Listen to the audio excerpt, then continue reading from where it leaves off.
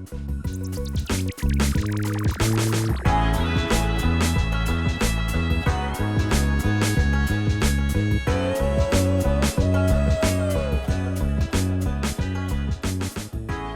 what's going on, folks? Welcome to another episode of MC2MC. Solo Dole up here today. No time, you know what I'm saying? But it's all good. We got some lovely ladies in the building. You know what I'm saying? We got a familiar face in the building today. We got Ashley Autumn back here from Talented 10th. Then we got my new homie, fellow Leo like me, August Rayne in the building. I always got to show my Leos love, you know what I'm saying? I'm the Zodiac guy. You know? How y'all doing today? I'm good. I'm a little tired though. A little tired? We turned up a little bit. Is it tired from yesterday? Yes. Shout out Tell a Friend for the dope brunch that they had. Yeah, we can't. Ivan was actually supposed to be here today. I'm a little disappointed. You know, whenever he watches this, if he does, I'm disappointed, Ivan, that you couldn't be here today. Wizzle almost made it too. But it's all good. I know you know what I'm Country saying? Boy You Life. gotta get the paper and Go stuff. get that. You know what I'm saying? Get Go that stream Country Boy that. Life. However you consume your music. So is there an after party after yesterday's event? No. It wasn't actually. So what did y'all do afterwards? We was all tired because we was there for a long time from shooting pictures, interviews. So what time did y'all get there? Like We got there at 10. Yes. at 10? Oh Yeah. shit. Y'all there from 10 to 6. Yeah, we was there for 10 to 6. Oh, y'all worked for the a long whole little time. work A shift. man. Oh, shift. Then you said y'all going to Vegas Yes. Next month. next month. In May. Yep. Wow. Got Y'all shot working. there. Y'all working, man. Yep. Working. Trying to get out here. That event was live. Was that your first performance here in Nashville? Ever? Yes. Which was really dope because I feel like everybody was very welcoming and it was very fun. Album was dope. Very welcoming. Loved the spirit. Mm-hmm. Everybody was nice. The crowd was cool. Yeah. So yeah. And you're from Little Rock. From Little Rock, Arkansas. Feel me? Go Hogs. Southern culture still the same? What it feel like? The tempo the same? I never been through, I've only drove through Arkansas. Like if I'm going to like Dallas or something, like I never stopped in the city. What's the culture like? It's about the same. That's why I feel like every time I come to, because I've been to Tennessee several times. I've never been on this side of Nashville. I've like been on the other side of Nashville. But we've it's very similar. Every time I come here, I be like, this is Arkansas. Like, this Little Rock. I relate the streets. I be like, oh, this street over here in Little Rock. This street. Like, it's about the same Southern energy and everything. Same vibes, same feels. Yeah. So I kind of want to like, I'm going to pick your brain a little more, you know what I'm saying? Because we know I got questions for you too, Ashley, you know what I'm saying? Let's do You've it. been here I've been before. here. We family, man. So we got, you know what I'm saying? Like, there's always plenty of shit to ask, you know what I'm saying? We know we got August Rayne in the building today of Talented 10. So, let them know. You're going to let them know, but I'm going to ask the question so you can't let them know. So, like, how long you been in Orlando? Mm-hmm. How long you been there? I just moved to Orlando almost 2 years ago. So we moved in the middle of a pandemic, which was same. Not fun. It was kind of like saying goodbye to family was like not the best like experience because my mom was like, oh, we were gonna do it big because we all moved out here. We were gonna do it big, like rent out a whole venue and like really like just celebrate it being our last time, like being there, like living there. But then COVID hit, so that got cut all the way down to like a few visits, not even really being able to embrace everybody because my grandmothers are old and everything. So yeah, so I've been in Orlando for almost 2 years, but I grew up in Little Rock, Arkansas. What's the music scene out there like? Is there a music scene? Does it exist? Yes, it is coming up and up. There's a lot of dope artists out there. For R&B side, there's some dope artists who have been. People don't really like remember them, but they've been on The Voice. Like they've been out here, There's a bubbling artist. Her name is Alexis Ray Parker. I know Alexis Ray Parker. Yeah, she's really dope. But she's coming up and she's got some things going. And they have a label out there, CTG, Change the Game Music. So it's coming. It's just like kind of slow. And the thing, unfortunately, about Little Rock is everybody's kind of a little bit hater. Really? So it's like kind of hard to like build that community of artists. But Is there like, well, you probably know, is there like any big artists that came out of like Arkansas? Who's come out of Arkansas? It's not really. Nobody knows? Nobody knows? Somebody, Like, just in general? somebody Like, I know, dang, because we was talking about it. He was like, from Arkansas. Is there anybody? And I was like, it's like people probably from there, but don't claim it like that because it's like Little Rock, so it don't get as much love. yeah, y'all want to claim your own city? Like, Hey, 501. I'm from man. Little Rock. I claim that all the time. that's But weird. they Wow. don't like they No don't really city claim it that love. much. Yeah. Like, I know you rap chat. You know Oh, what I'm saying? dang. Rap the Ville. 4, Like, 2, you know what I'm 3. saying?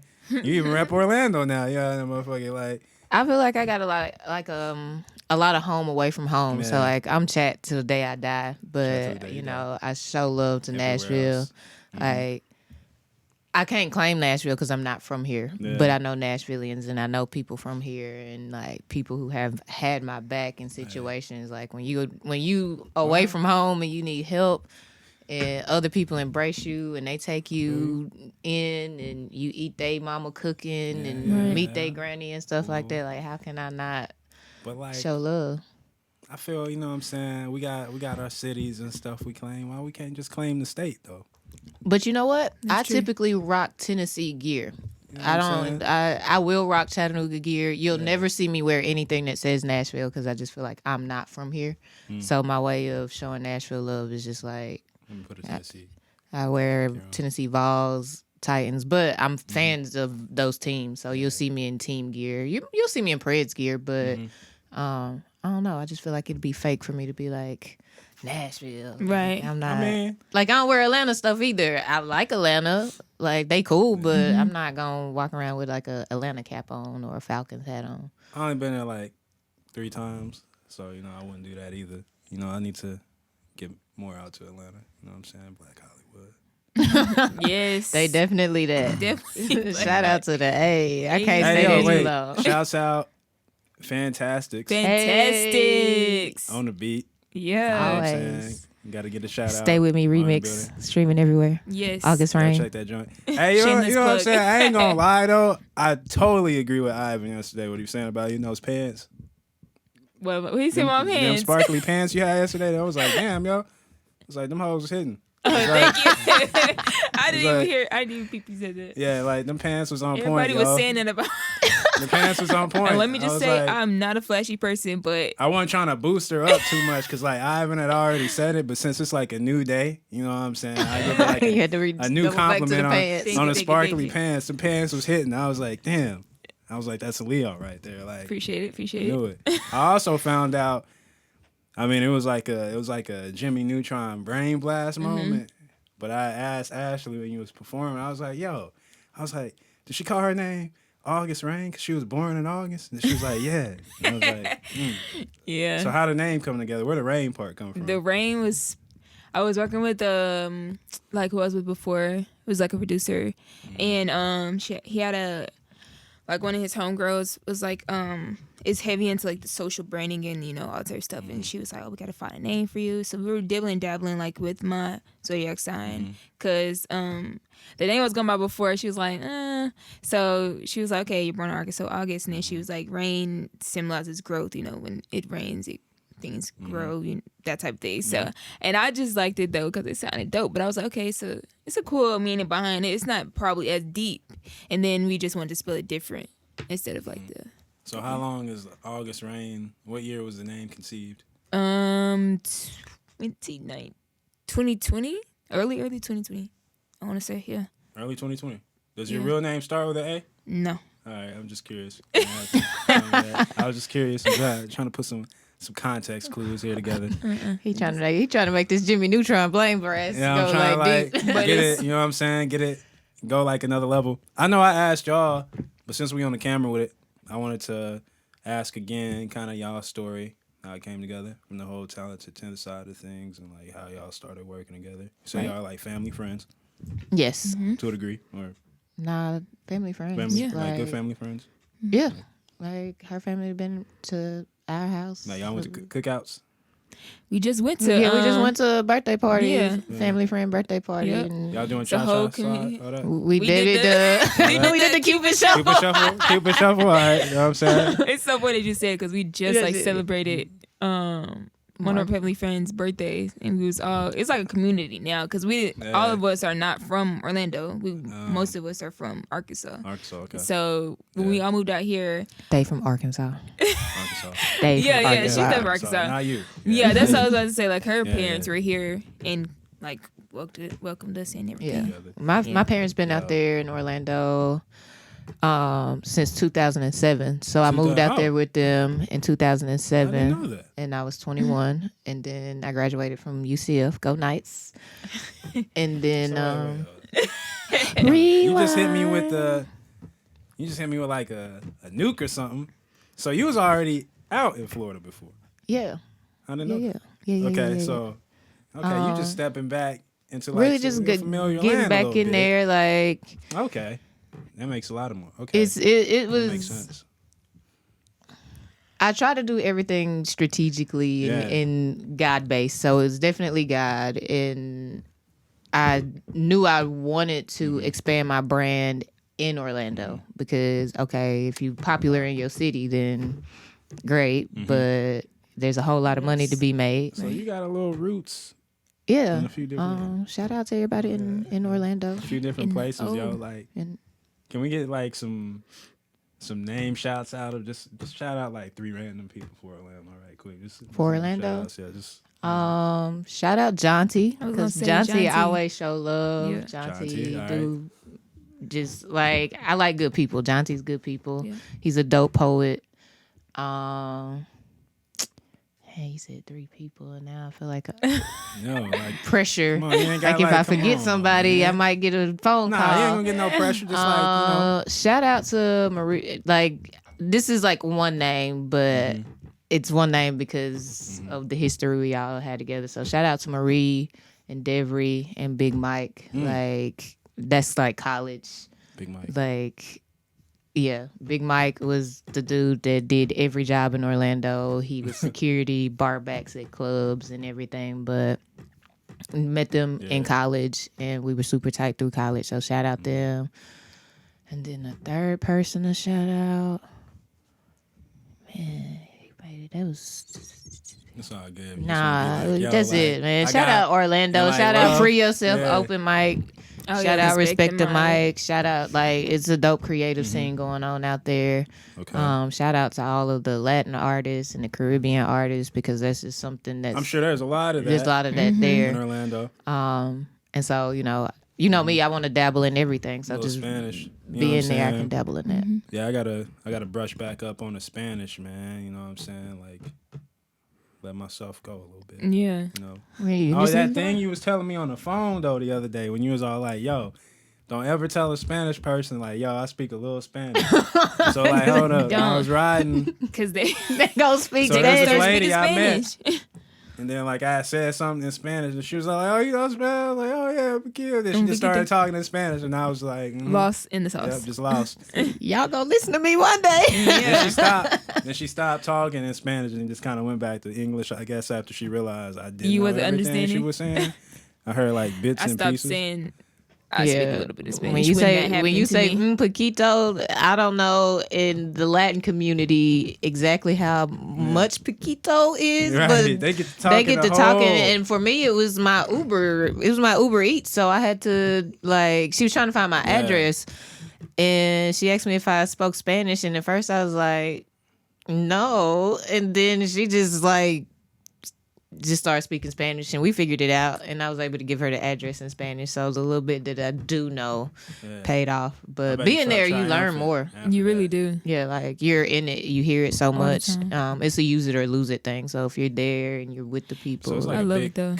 Like Cuban, Dominican, Puerto Rican, Venezuelan, all that, all from Food's really the nice. Caribbean. So all those Caribbean places that you just named, Brazil. Yes. There's a huge Brazilian population. Yeah. Met a lot of got some good friends that are Brazilian. They really dope. So how does that all play into, like, the culture over there? Like, how does it change things? You know what? And this is something I'm personally just now, like, learning and embracing. We all kind of the same. We just grow up different, and like they speak a different language, and their music's a little different. So like, we just had some Puerto Rican food the other day, and it was like a meat and three. And my daddy ordered some like pork chops and rice. So it's like you'll get rice. Like I eat way more rice than I do here, but it's like rice, pork chops, and plantain. So like plantain smack. They do. So like that to me, the food changes a little bit, but chicken is chicken and pork is pork and beef is beef. It's just kind of how they chop it up and decide to cook it. It's interesting. You know, I mean, well, definitely like Cubans and Dominicans, they're definitely like black people. Yeah, for sure. Just I said it all the time with the slave trade and stuff. I think it's funny. A lot of Dominicans think they're like European or something. They think they derive from Christopher Columbus. They actually have like a statue where they like worship him. Oh wow. I mean, like the darker skin Dominicans, it always confused me. But like the lighter skin, obviously, it's colonization, some mixed breeding and stuff going on with colonization. But when I hear like a darker skin Dominican person be like, "Oh no, man, I'm European," I'm just like, "Nah, bro, you're not. You're not though, bro." Cubans too. But you know, Haiti and Haiti too. Haiti and the Dominican share the same island, so they're cousins. So that's what makes it even more crazy because like they hate each other, but they family. Like they hate each other, but they family. And then you throw Puerto Ricans. Like I was a substitute teacher, and I'll never forget one day. Some girls in the back of the class, like I could tell they were trying to figure out what my nationality was. So, like the argument, some Spanish people was. Well, the argument was like, "Nah, she Jamaican. Nah, she Dominican. Nah, she this." And I was like, "Dog, my people landed on Plymouth Rock with like American. Like, I'm black. It doesn't sound as cool because y'all be real prideful in what y'all do, but I'm just black, like African American black." And they was all like. Taken aback, and so it was like 2 girls were from Haiti, 2 girls were from Jamaica, and the other 2 were Dominican. And so like they were trying to place it, and so like in those cases, I would always, I always try to put people on game. I was like, y'all do know, like in 1492, Christopher Columbus sailed the ocean blue and dropped you off there, and you off there, and you off there. Like it's all the same thing. Yeah, so, but their history and their educational system is very much so colonized. So that's why they have a lot of the ideologies that they do because that's what they've been taught. Yeah, who they are. Yeah, even there was something it was like a video or something I saw like a couple years ago where even it talks about like the history of like bachata and like salsa and all these dances that derived from like Africa and shit like that. So even the dance styles and stuff all derived from the same places. Is very interesting. If you do that research. I wanted to, y'all still didn't really talk about, though, we did just segue off and all that, which was cool, but you still didn't answer the question, like, how y'all got together. My bad. Like, well, because you started talking about family cookouts. I and did, then but that was, I know what we did, it all comes back around. It all come back around. You know but, yeah, so she moved here during the pandemic, which I guess that was a good, like, segue tangent, because she moved there during the pandemic, and I randomly, like, when right before things shut down, I was like, I want to come home. I don't know what's going on, but if I'm going to die, I want to die with my family. Right. And so I flew into Orlando, and literally, like, my flight landed, and 4 hours later, everything shut down. The whole world shut down, airports, everything. And so, of course, that 3 months, we were in a house, and my dad is, I guess, the welcome committee. He's that guy. You got to know him to really understand, but he would talk to her family about, like, this is what neighborhood you want to stay in. This where he's that kind of guy. Yeah, this where you don't want to stay. Like, if you stay here, this is like, he's just. Because of the organization they work for, it's not many people that look like us. And so my mother especially was, like, very, like, intentional about connecting with people of color, like like all the black people, and there's a few Hispanic people too, like a part of the organization. So that's why she was like, wanted to meet with them and taking so much advice from them, which they were thankfully so welcoming and helpful in that part. And we ended up going out to dinner or lunch or something. It was dinner. I'd never go to dinner with them, like work dinners.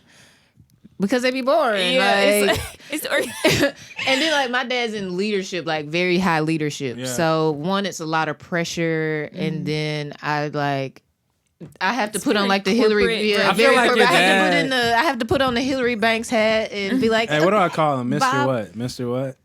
You don't have to call him Mr. anything. Like my dad's like super chill. Like I would like to hood call dude. him Mr. though. Mr. Glass. It would be Mr. Mr. Banks, Smith. Mr. Smith.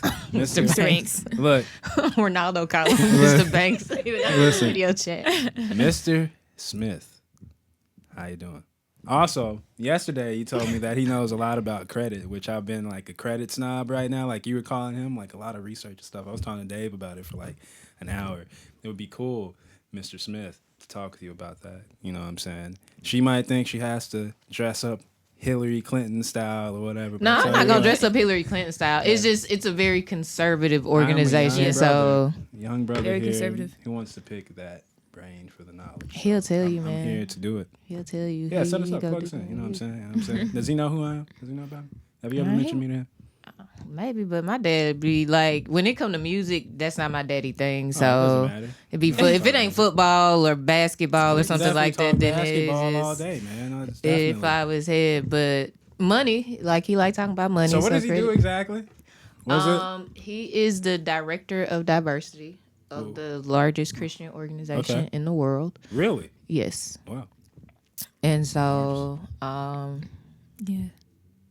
I didn't think about that, but it is. yeah. Never really took much consideration, but So, he just really talks about diversity and love from a Christian's perspective of how like all this arguing Interesting. and division and stuff is not the way to do it. Right. But they moved, like I said, in the middle of the pandemic. So my mom was like randomly like, the Simmons family are they're moving into Orlando and they're That's so black. You want to crazy, go man. have It's dinner like- with them? And I was kind of like, man, I ain't really trying to do that. That's not the move. Like I said, it's very conservative, and I'm not I consider myself more of a moderate. Like Yeah. I understand both dynamics, Right. and everybody's a little right, everybody's a little wrong. So I Yes. find myself to be a moderate, but it's harder for me personally to navigate very conservative spaces because it's stiff a lot of So- time. and boring. Yeah, and so I was like, man, just because you say they black don't mean this is a dinner I want to go to. Right. Exactly.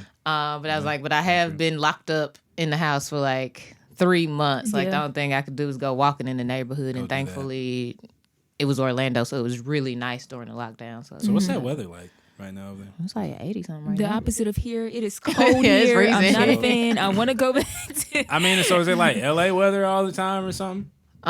January is the coldest month. Yeah. And We you'll got get cold like in 2 January. weeks of winter that might be 50 degrees. That's And Does it then, snow? No, it ain't gonna snow. Okay. It ain't gonna I'm snow. just- I'm just They'll give making you some sure. fake snow Is there for ever Christmas. like historical reports of snow in Orlando I think or there's Miami? it snowed before. I'm pretty sure. At It some ain't gonna point. stick. It'll like be a little dusting that Little falls out dust. the sky, but like I know what you know what snow Yeah. is, and you'd laugh at the fact that they called it snow. Snow.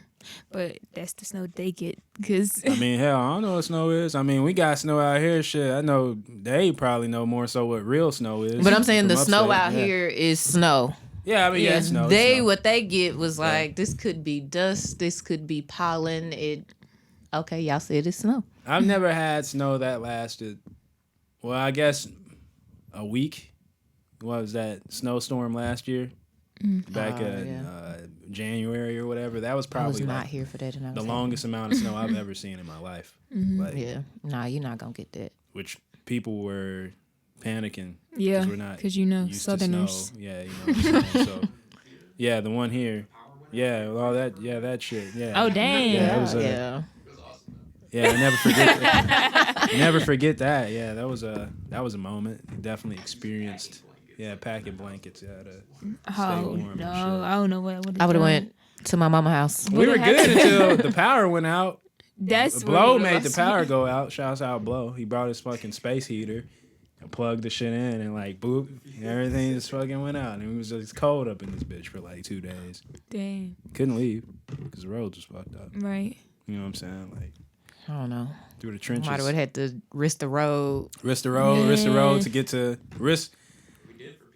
risk going Wow. through a hazard to get to safety.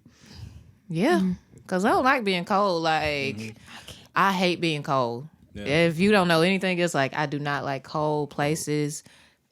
Fun story about my dad, since we talking about family man, and we cold. just kicking the shit, man. We went to, so he speaks a lot. So he does what's called like a winter conference, and he had to go to Baltimore, Boston, and Minnesota.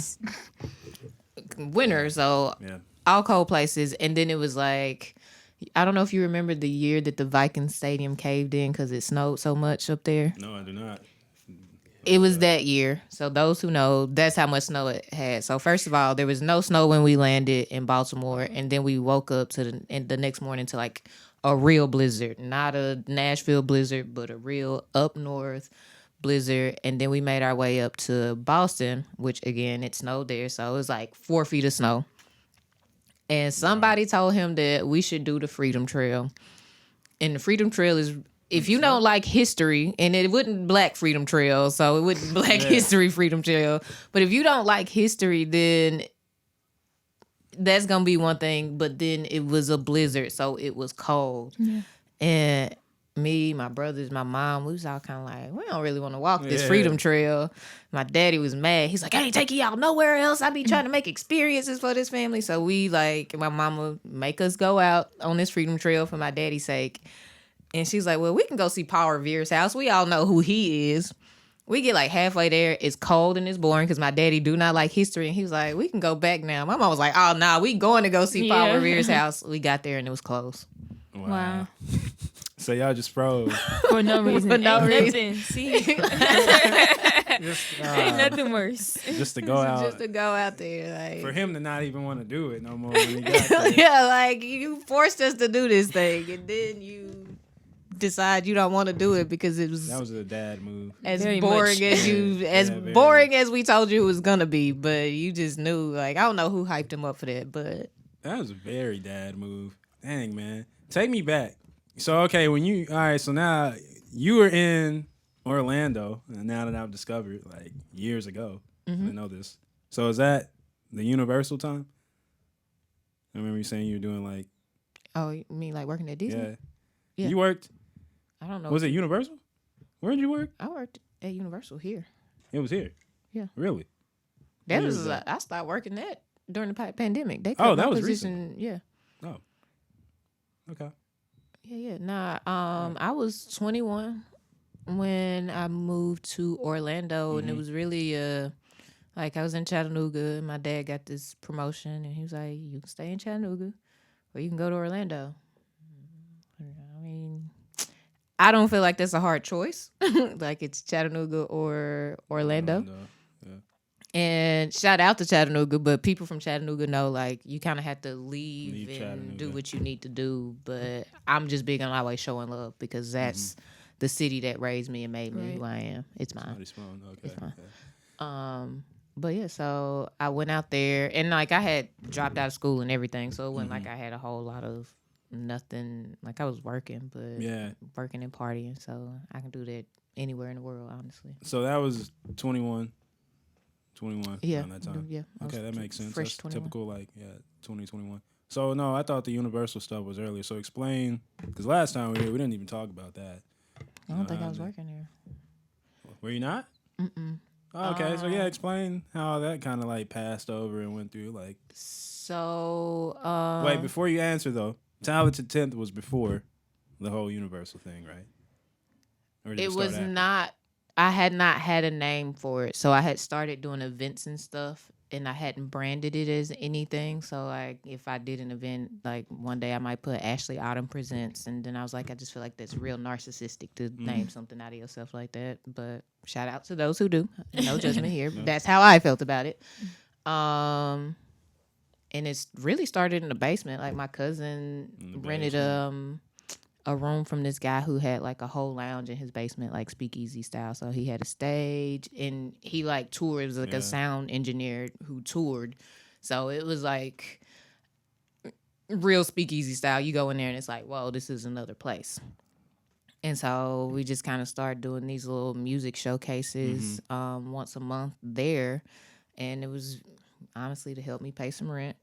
I was like get my master's at the time. See, man, this is where we should have had Ivan, man. Where you at, man? He could have chimed in on this part. Right here. I know he was saying, but yeah, he was paying the rent with it, like going to event etiquette. Yeah, you know what I'm saying, the best I guess you can. You I was trying to pay rent with it, like just because you see somebody doing something, don't mean it's necessarily a great idea. I don't regret it, but it seems easier when you watch somebody else do it and you don't know what goes into it, and so like. Some dollars were made, but it did not change the rent for me. But it pushed me deeper into the industry here because I met dope artists and creatives and all of that kind of stuff. Where does that lie on the spectrum with like these events? Like, are you? I mean, I feel like there's different mindsets with certain events. I mean, I feel like there's a whole notion of like, okay, let's throw an event. We probably won't break even on this event, but the experience of this event, people were there that might sell for the next event, or breaking even, or planning to make a lot of money with an event.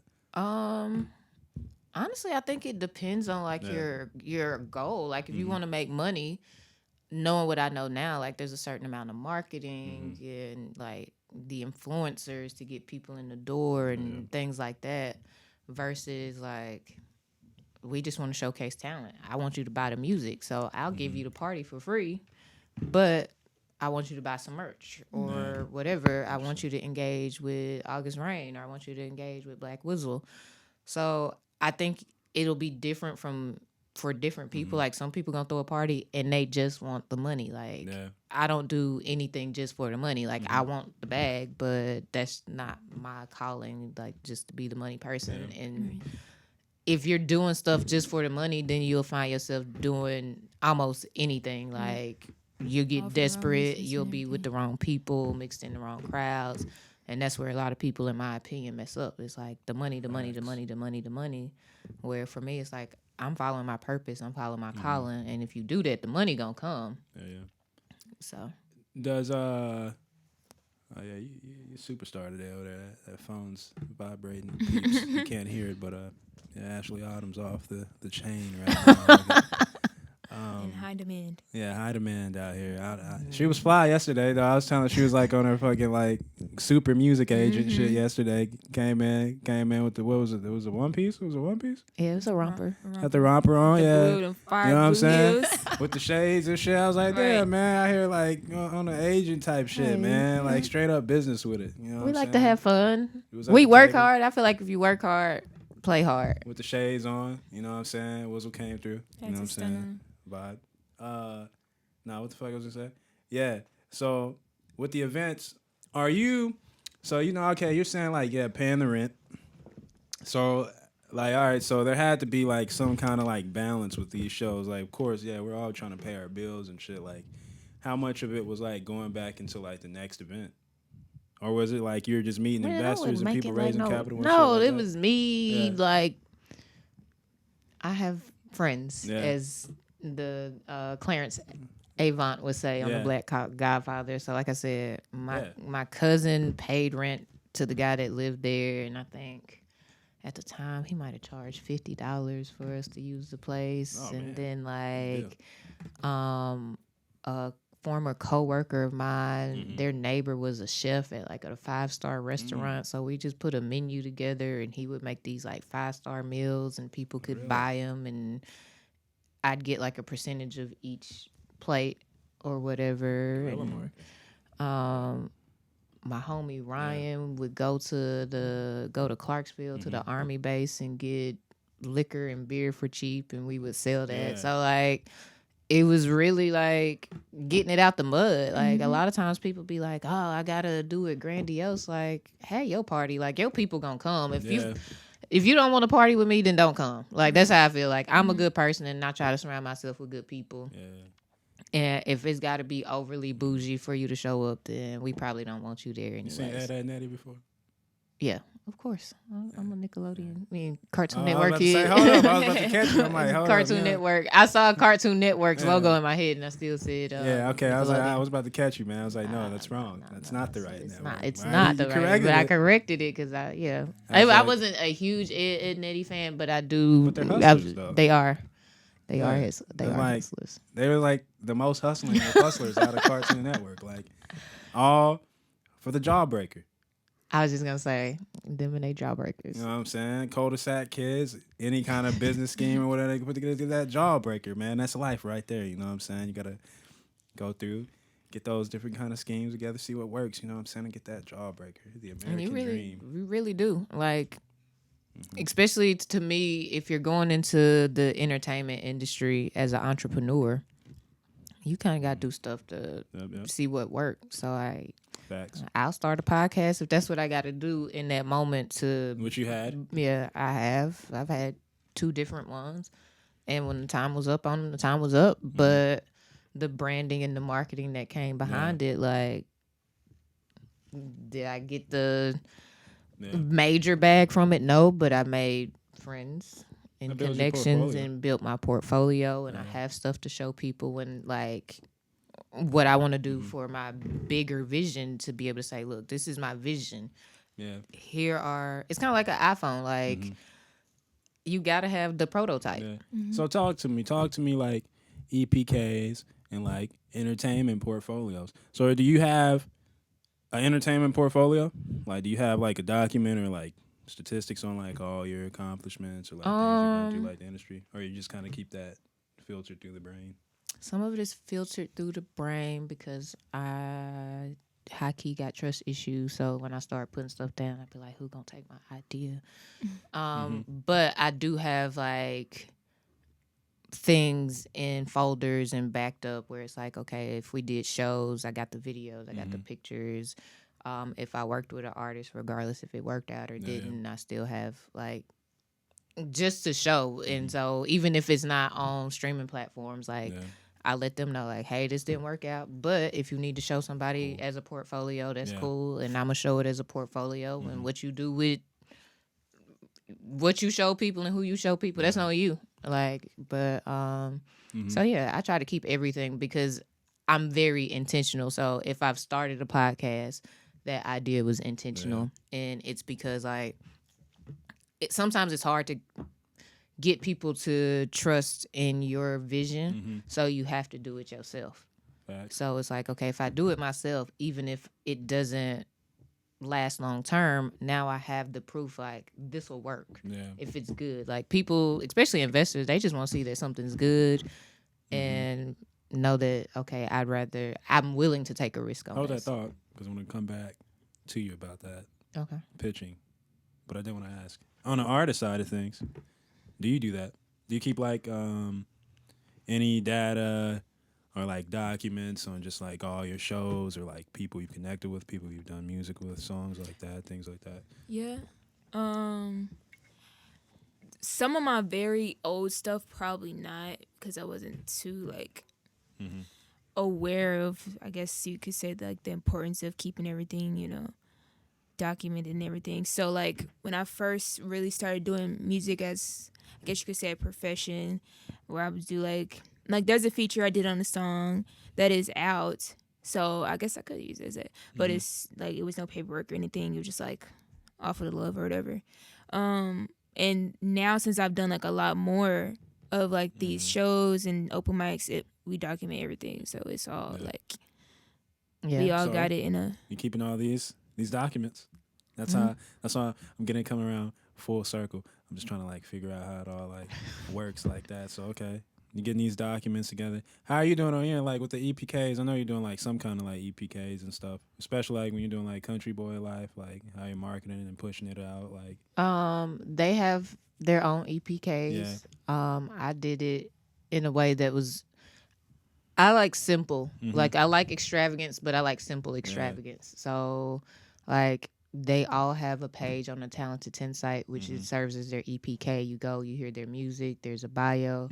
And when I send it out to radio or whoever, I just take that and embed it in a link. Matter of fact, like everything almost in the email you can click on. So like whether it's the cover to the album cover or the single cover, it's going to be embedded in that album cover. So they can click on it, it'll go to the EPK. And then once you get there, the music is automatically going to start playing. And It's going to have a photo or a video of something that you can see of them. So it's already almost interactive when you get there, but it's so simple for the person who's fast. Like, I just need to see what's going on. And then, like, you can download their music. I should have said that, but for the radio stations and everything, like, if they like it, no, it's cool. If the radio is Spotify giving it away for free anyway. Yeah, I mean, so the thing about information is, like, you can give out information all day. People still have to apply it themselves. Yeah. Well, I was just thinking, like, dang, I just told people they can go download their music for free. But then I thought about Spotify giving away music for free. So if you get it, you get it at this point. Come see us live. Yeah, you know. That's what we. Right. That's what we get. That's what we really. To the live experience, anyway. So. Back to the investments and stuff with events, pitch decks. I remember actually around the time I was meeting you and stuff, and like Ether interning with that and like learning. I never quite got to the pitch deck thing because like I guess I just kind of stopped going before it got to that point. But like drop out. Yeah, a little drop out. You know what I'm saying? Dropped out a lot of things. You know, to drop into new things. You know. I like that. You know, but yeah, you know, y'all quote me on that one. Yeah, that was nice. That was smooth. I like that. He thought about it like that was. That was smooth. I like that. But now, you learned some about the whole pitch deck process, right? Or I don't know, you might have already knew like some stuff before then. I learned about. What's your question? The question before like, I start. No, with like some of these events or like any business propositions and stuff, like kind of with some of the stuff you're doing when you're getting your own personal pitch together, pitch deck. What are you including? Honestly, I think it depends. So, like, I don't always, like, I got a pitch deck, but a lot of times I just build relationships with people. Like, if you want formalities and formal and that make you feel better, great. We probably not gonna work well together. And not that I don't do my business but it's like, who are you as a person? Right. Do you love your family? Do you love God? Do you move with integrity? Those are people I want to do business with. So if you say yes to all of those things and then you're not walking that walk, we can't do business. So I look at the integrity, like, are you a godly person? Is the first thing, like, for me that I look at. And then if you are, we build a relationship. Like, this is my vision. This is what I see. This is what I want to do. I feel like I can sell my vision better just talking to you from a genuine space. But like, if I got to get up there and be like, slide one, like, yeah, I feel you. I can do that too, but it's not gonna be. You're not getting my experience because the experience that I want to present to people is a Southern country experience, and what we're about is family and relationship and God and guns and. I feel like, I mean, there's still the whole notion though of like your network is like your net worth. So it's like, how do you tap into those dollars in your network and turn it into tangible money? Listen to them people. Like, they don't always have to give you something, but if I'm in a room with somebody and they great at something that I'm not, I'm learning. Right. So I learned from the homie Joseph Ebanks. Shout out to him. He's coming out with a new movie soon. I don't know when, but shout out to him. Like, he taught me how, like, to work cameras and look at angles and things like that. So now when I step onto a set, I can be like, okay, do this, this, and this. So he is the one that pretty much gave me my directorial hat to be able to do that independently. So I couldn't direct a music video like we did for If You Know, You Know. Guidance, so, like, but I learned and I sat there and I soaked up as much information I could. In the time, and sometimes, like, that's my homie, but sometimes working relationships are seasonal, so it's like, I don't know how long I'm gonna have you in my life for whatever reason. I need to learn from you everything I can. Like, I learn from y'all. Like, y'all a whole totally different generation. What y'all listen to, what y'all like, what y'all going through.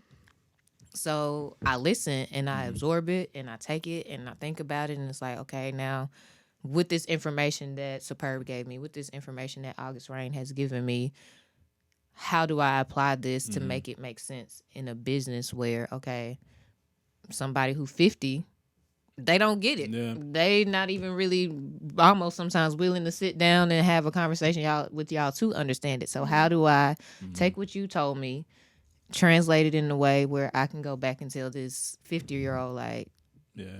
they don't want to hear this. Like, they don't want to do this. This is not what they doing or whatever, but let's meet in the middle. You want it done like this, and this is what they need. Like, so it's not always about getting money from a person. Sometimes it's about the information. Like, I'm a work. I'm a work. Like, I'll get to the money. Like, this is my calling. The money gonna always come. So, okay, you telling me this is how to direct a music video, and the person say they need a director. Okay, well, I know I've sat on set quite a few times in a year. You want to pay me to do this? Okay, let's do it. Like, but I'm confident in myself that I'm gonna win always. Like, Mamba mentality. I'm not waiting for another person to do something for me or waiting for like business. Yes, you want to spend other people's money, but I'm not waiting for other people's money to come to me to get to my business. Right. Yeah. Facts. Educational. That's what I wanted this season to be. You know. Yeah. More hard facts. But I feel like you should truths. like, even though you saying it's seasonal for you, always be learning. Like, whether it's reading a book or watching a documentary or like going to a new place, new city. Like, I'm big on, like, I'm always learning. I'm a student of life. I don't understand everything. I don't know everything. The people around me don't know everything. What's your give me 3 books right now. 3 favorite books. 3 good books.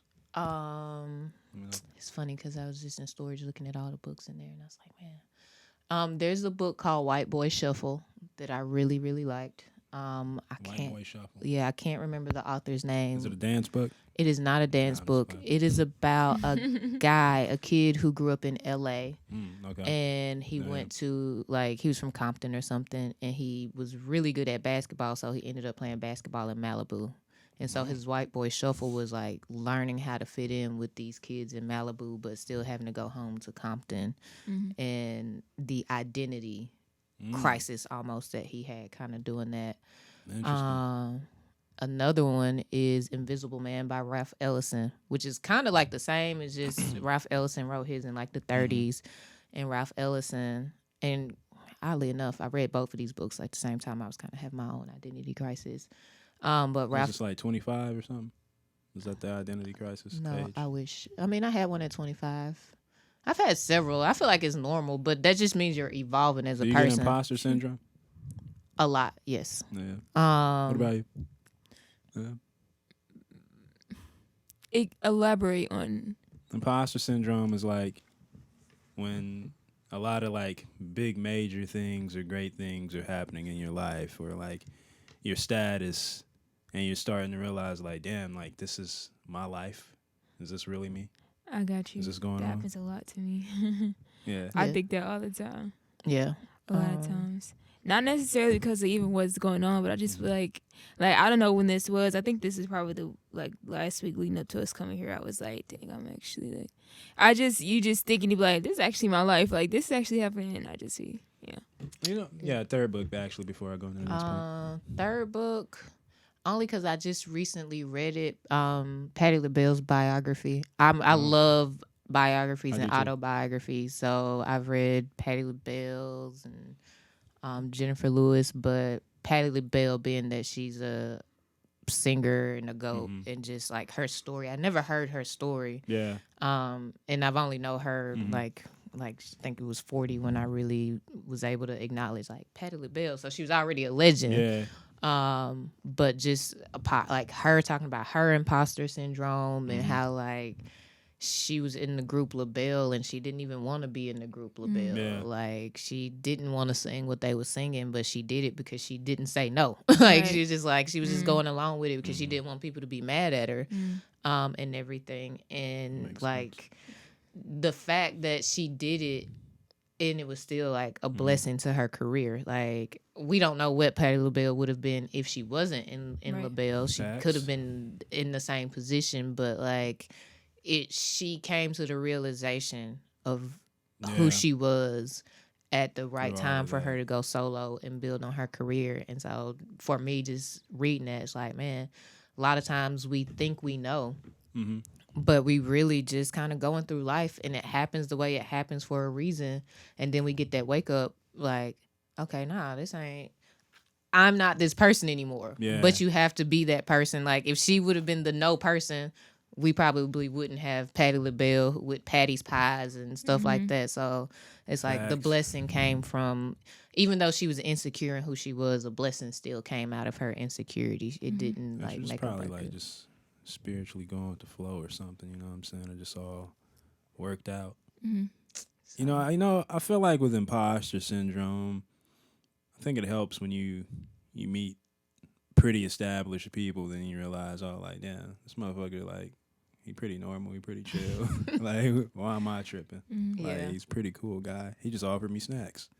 Like, that kind of thing. I think it's the general public. I think we do it to ourselves. Like, we talked about this in the car. Like, Will Smith, a regular dude. Like, we put him on this pedestal of perfectionism. So when he haul off and slap somebody, it's like, oh no. But it's like, man, you go out to North Nashville, you might see 4 people get slapped. Yeah. You might put it on Facebook or laugh at it. You know, but I'm not gonna lie though.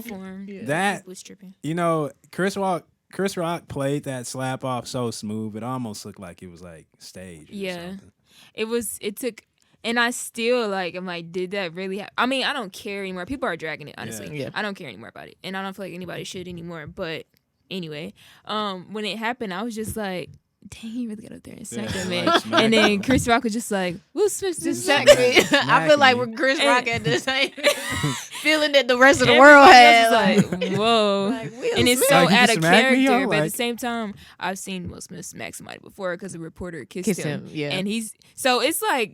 It was he smacked a lady? No, it was a man. Oh, it was a man. A man, like, he tried to kiss him. I think it was a cultural kiss. It was, but like he thrown off by it. Like the first, because he was doing both sides of the cheek, and Will accepted the first one, but when he went to the other side, Will was like, "What are you doing, man?" I don't know if it was because it was going. I gotta look at that. So Will Smith been out here smacking motherfuckers, That's what man. I was like, I didn't even know that. Before, he just wasn't smacking people on the Oscars. It's because of the platform. That's funny. So, I remember when Nipsey Hussle smacked the fuck out of that little security or like fucking like valet guy, whoever that guy was, he smacked the heck out of him. Yeah, he smacked the fuck out that guy, man. RP Nip, bro. That shit's. I need to look at that clip actually after this. But we don't put Nipsey on the same pedestal as Will Smith because Nipsey has a past and he's a Crip and all this kind of stuff. So it's like we expect the street guy to act like that, but we don't expect Will Smith to act like that. But at the end of the day, like, we are just very spiritual, high being animals out here in the jungle and. All animals fight. So, like, when I look at it like that, like, your animal instinct, for whatever reason it is, like, I don't see no fault in it. I didn't know that Jada had alopecia. Yeah. She talked about it, but I didn't know either until they brought it back up. It's like, that's why it was such a thing, because... So she, like, been wearing, like I'm curious... she was wearing hair wraps. Yeah, she talked about it on her show, like that she was struggling with her hair falling out. Oh, it had to have been recent then. It was within the past last. Yeah, because I'm like, I always it was remember close her to the having August Alsina incident. It just wasn't drama behind her hair falling out, so people didn't know. Like, I don't watch the show all the time, and like I have. It has to be a topic I want to see, but I follow it on Instagram, so I get the clips that they put out. And one of the clips that she put out, she was talking about it. And then the next episode, Willow came on and convinced her to go ahead, like, just cut it off. Like, it's just hair. And the whole episode, it was like women who were sick and going through issues with their hair ended up, like, cutting their hair out, shaving their head. So, but she was wearing a lot of head wraps at the time. Yeah. And so my thing is, if you don't know, you don't know. That's cool. That's why you always practice kindness, because you really don't know what people going through. Like, yeah, it's a joke, and I think Will Smith was wrong, but... You think he was wrong for slapping him? In the setting, like, it was the Oscars. Like, I don't know. It's kind of funny. It's run the face. Like, I'm very protective of my family and people I love, so it's like... I think it's funny that he just slapped him on, like, national television. Yeah. Like, oh, man. Hey, he got up like a pimp, though, because, like... he walked up there so smooth. He It was did. just like He I don't did walk think. smooth. I saw somebody post. They were like, everybody's like bashing her. Da da da. Like nobody knew he was gonna do that when he was walking up there. Will Smith didn't even know he was gonna do that when he walked up there. Yeah, because like, that's so out of character to me. he I Like, felt like suit he coated knew he and was everything, gonna slap the fuck. See what threw me off with that clip, it was the fact that like Will was laughing at first when he he was said laughing it. at first, but Then I Jada think was like, Jada looked mad, and I feel like he processed. He was like, "Damn, man, I can't like let him like come at my girl like that, Right. man. I'm gonna have to slap this nigga right quick on Yeah. live I think, television." I don't think it didn't register. I think he was laughing at what he said before. yeah. And was still laughing, and then he said that, and it was like, ooh. Laughing is such a weird thing too, because like I'll laugh if I'm mad. It's like, a defense mechanism. Yeah, sometimes, you yeah. better get out my face because Yeah. I'm gonna smack you. So it's Yeah. like, yeah, I was just laughing, but it's like It wasn't funny, but it was wasn't like, funny. But I'm trying not to Yeah. like. I don't know why this is the emotion that's coming out. I've been in situations where somebody done roasted me and it didn't feel good, and I've laughed just to save face because everybody else laughing, Yeah. and it's like you I get get home on and roast, man. like- When a nigga roast you so bad, man. and I you just like mad. that's my family. Just my knew this daddy and my nigga brother name. roast all day. So I grew up in a household full of roasters. But it's like when somebody hit that insecurity, like Yeah. it doesn't matter if it's a joke or not. It don't feel good. Right. But so it's like him laughing. I don't know, like the minor things that people are trying to point out to find fault in is like you said, who cares? cares? Like. Should And Will they Smith? dragging it. Yeah, should he Trying to have take his smacked that award man? and- No, that's all that matters. Who laughed? When they laughed? This, that, and the third. He shouldn't have smacked him on live TV. Oh, you But- think you should have smacked him after? Yeah, Yeah. Just like, you know what's weird? you He ain't won got to the. put your hands on nobody, but You know what's just Yeah, weird? put everybody his was like, violence is not the the answer, answer. like- He like won the award too after. So it's just yeah, like and when I didn't even know that he did that that's until funny, yo. after, because my TV kept going in and out. I don't know what happened, and then they cut the audio on the part 2 apparently, and so I didn't know he smacked him until like after I'm like, what he did what? And I'm like, because I wasn't understanding his speech fully Yeah. because he was apologizing to the Academy, and I was like, wait, what happened? Man, I learned from social media. I just hopped on Facebook. I was in the bed. I heard he like cried or something when he won. Yeah, he was He crying. cried. So but he it went was- from like laughing and then slapping her out to like crying and accepting the I award wonder and if like he was crying because he thought that would like Yeah. I mess think it with was the like, fact that he yeah, could- I think he processed like, I just ruined this night for a lot of people type tears, and you can't even really enjoy it now because you just embarrassed yourself feel like it was so in front of the awkward after. world. I and- feel like he should have just took it and not cried. Be like, yeah, I just slapped that. Like, yeah, I just slapped him, yo. Like I did, and I won my shit too. That like, was yeah. a big moment. Like, has he won an Oscar before? No. That was a big moment. So big and moment. Like, he's been doing it for a long time. The same night he won his Oscar, he slapped the fuck out of Chris Yeah. Rock. That's gonna be like unforgettable. I can't wait to hear the Like people gonna reference this History. shit like yeah. 5-10 history. years back. Or like when motherfuckers like in acting school or shit or whatever, books they got, curriculum, they're gonna talk about that It's moment. gonna be that. Yeah, it's gonna be Yeah. a moment. And But yeah, nah, I feel like he should just pull Chris Rock to the side. Actually, at I some think point. Chris Rock's gonna be getting like some endorsement deals and stuff real soon from this. yeah, they moment. were like, oh, Maybe, I think but this Chris slap- Rock ain't been tour prices- relevant. He hasn't. But He the has slap not made been him relevant. The slap made him relevant. I think he's gonna get some money from getting And I slapped. think and I feel like that's why a lot of people think it was a publicity stunt yeah. because and they were like, oh, his ticket prices went up for his tour too. Like they Mm-hmm. were cheap now. They're like kind of expensive now, and all these conspiracy theories. Yeah, but I mean, It might not. it looked pretty real to me. It looked Peter's real to face me. was like, nah, that was real. How I knew it was real. So how I knew it was real? I was telling my homie about this the other day. He was like, "Man, was that real?" I was like, "Nah, bro. This is how you know it was real.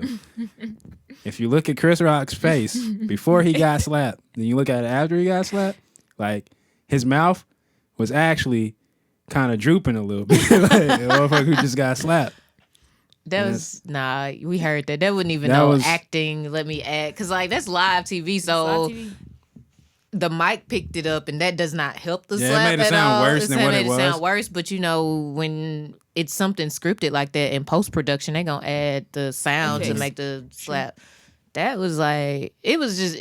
I mean, people can say what they want to. It was real, but it is what it is. Mhm. I say all that to say is when it comes to imposter syndrome, going back to that, like we the people put people on these pedestals, and then when we get in these spaces and everything, it's like, man, I'm not supposed to be here. I'm not worthy of this space. When it's like, They ain't nobody. So what are you like, saying? Are you saying Will basically after he slapped him, he was like, "Damn, did I just slap that nigga, man? Was that me? Did I do that?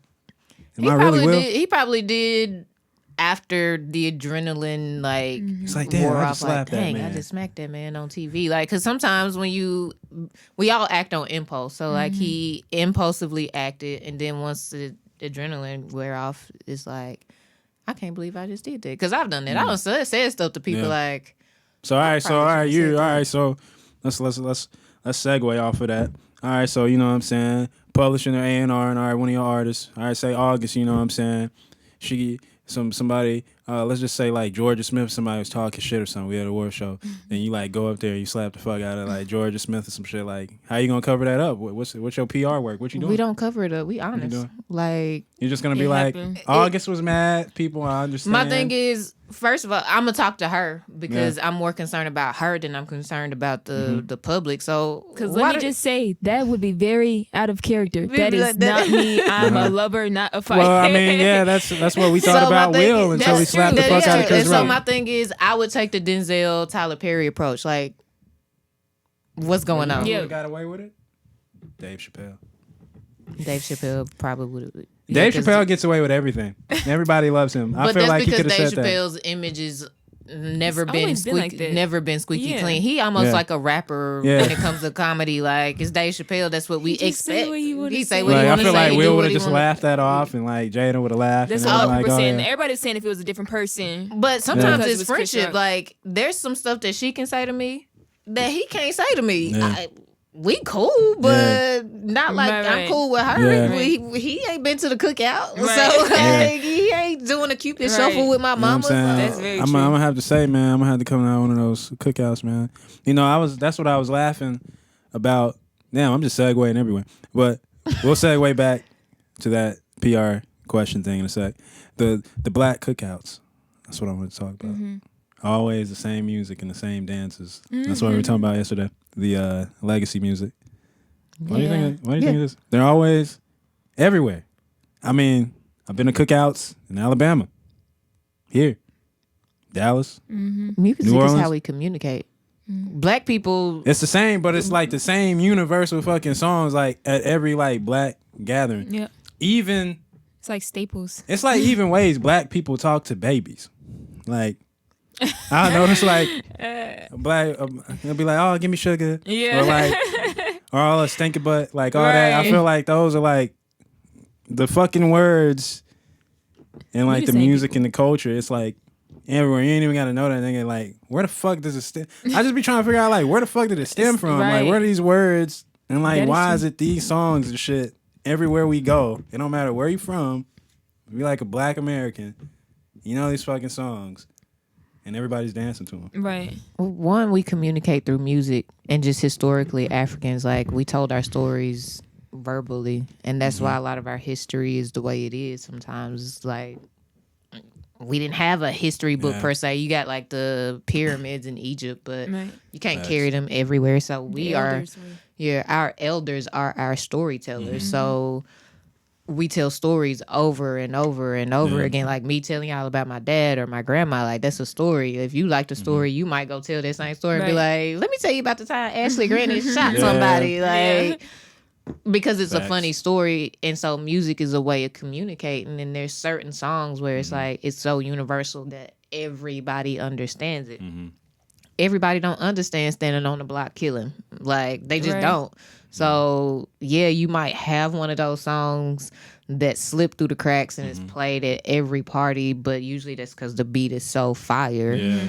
But for the most part, like, when you think of our cookout songs, like, Before I Let Go, like, that is a love song. Like, every song that was played yesterday, well, not every song, but, like, good majority of songs, like one of my mom or, like, auntie, somebody was there, they definitely would have danced. Right. Like, they would have been sliding through that motherfucker. You know what I'm saying? Get a little shrimp and grits. You know what I'm saying? Have the shrimp and grits and shit. Like, I'm like, all right, yo, like, no, this is definitely a cultured event as far as, like, the black community goes and shit. I'm just like, it's magical how it exists everywhere. It's funny, like, you know, I didn't grow up too much listening to, like, too much R&B and shit, but it's like, fuck, I even know the certain songs. Like, subconsciously. And that's crazy, too. Like, it's crazy. And It's good crazy. music don't travel. Because It if it's a does. good song, you going to play it in your car. And, like, we've been around music all weekend, but it's like, she'd be playing something on her phone. Like, I was playing music in the room. Yeah. And I come out, she in the bathroom playing something totally different. I'm playing gospel, she playing country. It's something totally different. Yeah. And we're talking about the different songs, and it's like, oh, I like that song or this song. And we were actually talking about Casey. It was Casey Musgraves, who she was listening to. And one of the songs came on, and I was like, I just don't relate to this. Right. Yeah. Like, it wasn't necessarily like, oh, this is bad. Like, this is white girl country. Like, this is what she does in the country. This is her southern hair, and she might be the coolest person ever. I've never met her, but for me, like, when I hear a song, I'd like to see a picture. I'd like to tell a story. I feel like the video should be able to tell a story. Music tells stories. It's communication. Right. So it's like the story she was telling was just like, What song was it? I don't even know what song it was, but it was something that I was like, I love Casey. this wasn't. Yeah. Disclaimer. Yeah. No. Yeah, we like No, it wasn't. That's what I'm saying. Yeah. It was good music, but the picture I saw in my head was like, I wouldn't. Picture didn't resonate. Like, I wouldn't do this on a Saturday morning. Like, Saturday morning for me growing up was like some gospel music or some R&B playing. You get up and clean up and play softball. I feel like that's funny. Like, I guess that you have those household experiences of like music that was played. I always remember my mom listening to like Luther Vandross. She loved Luther, you know, and I mean your classic run of the mill like songs and shit. I mean she would listen to like Prince and shit, like Ohio Players, all that shit, like Patty, you know. She loved Mariah Carey, the music. I feel like though in our age you might relate more. Like I was just like on LimeWire and shit. I didn't have any specific music I was looking for. I would just be on LimeWire, putting viruses on the computer, downloading like fucking Coldplay tracks to fucking Drake. Yeah. Kanye, fucking electric music, like house, fucking fidget house, tech and all that shit. I feel like I was just exposed to various different kinds of musical shit. See, for me, it was because of how I grew up. I'm a church kid, by the way. I'm a preacher's kid. So I grew up with a lot of gospel, like J. Moss, Kirk Franklin, John P. Key, Mary, the Clark sisters. Like, those were that's what I grew up listening to until I was able to listen to stuff on my own. So, and that was a long time. So I didn't really listen to my own music until like high school.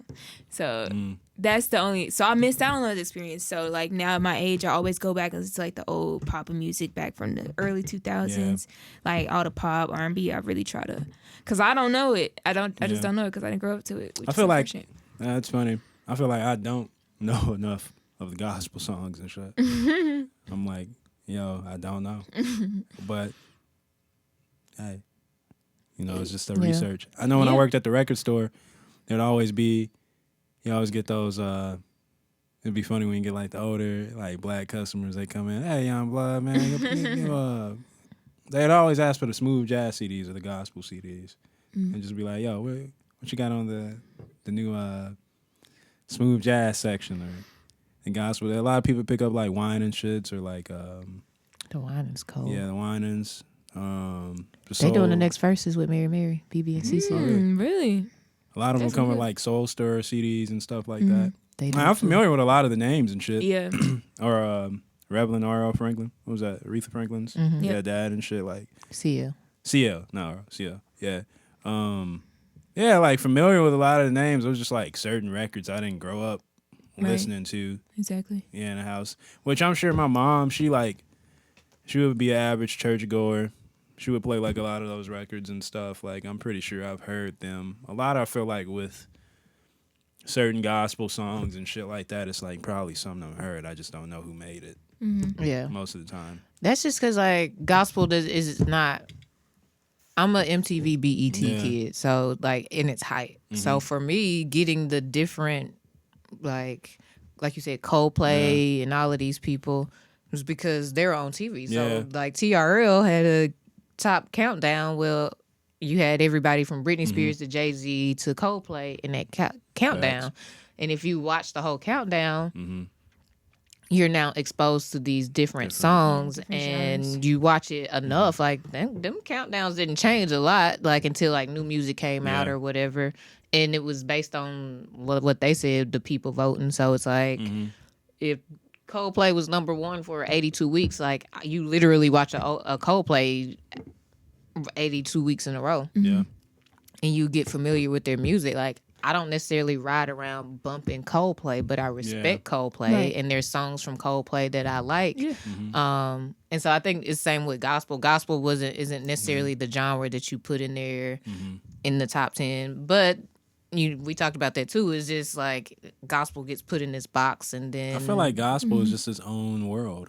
Yep. Yeah. I feel like for certain artists who start out as gospel artists and things, I think it's real hard to cross back over to some kind of creative space. We I was feel just like it's talking one of about those that. things. When you're in it, you're in it. Yep, we was just talking about that. Like she was saying, it's very boxed in, and that's why I was so very against. And because I grew up, I was so saturated with it.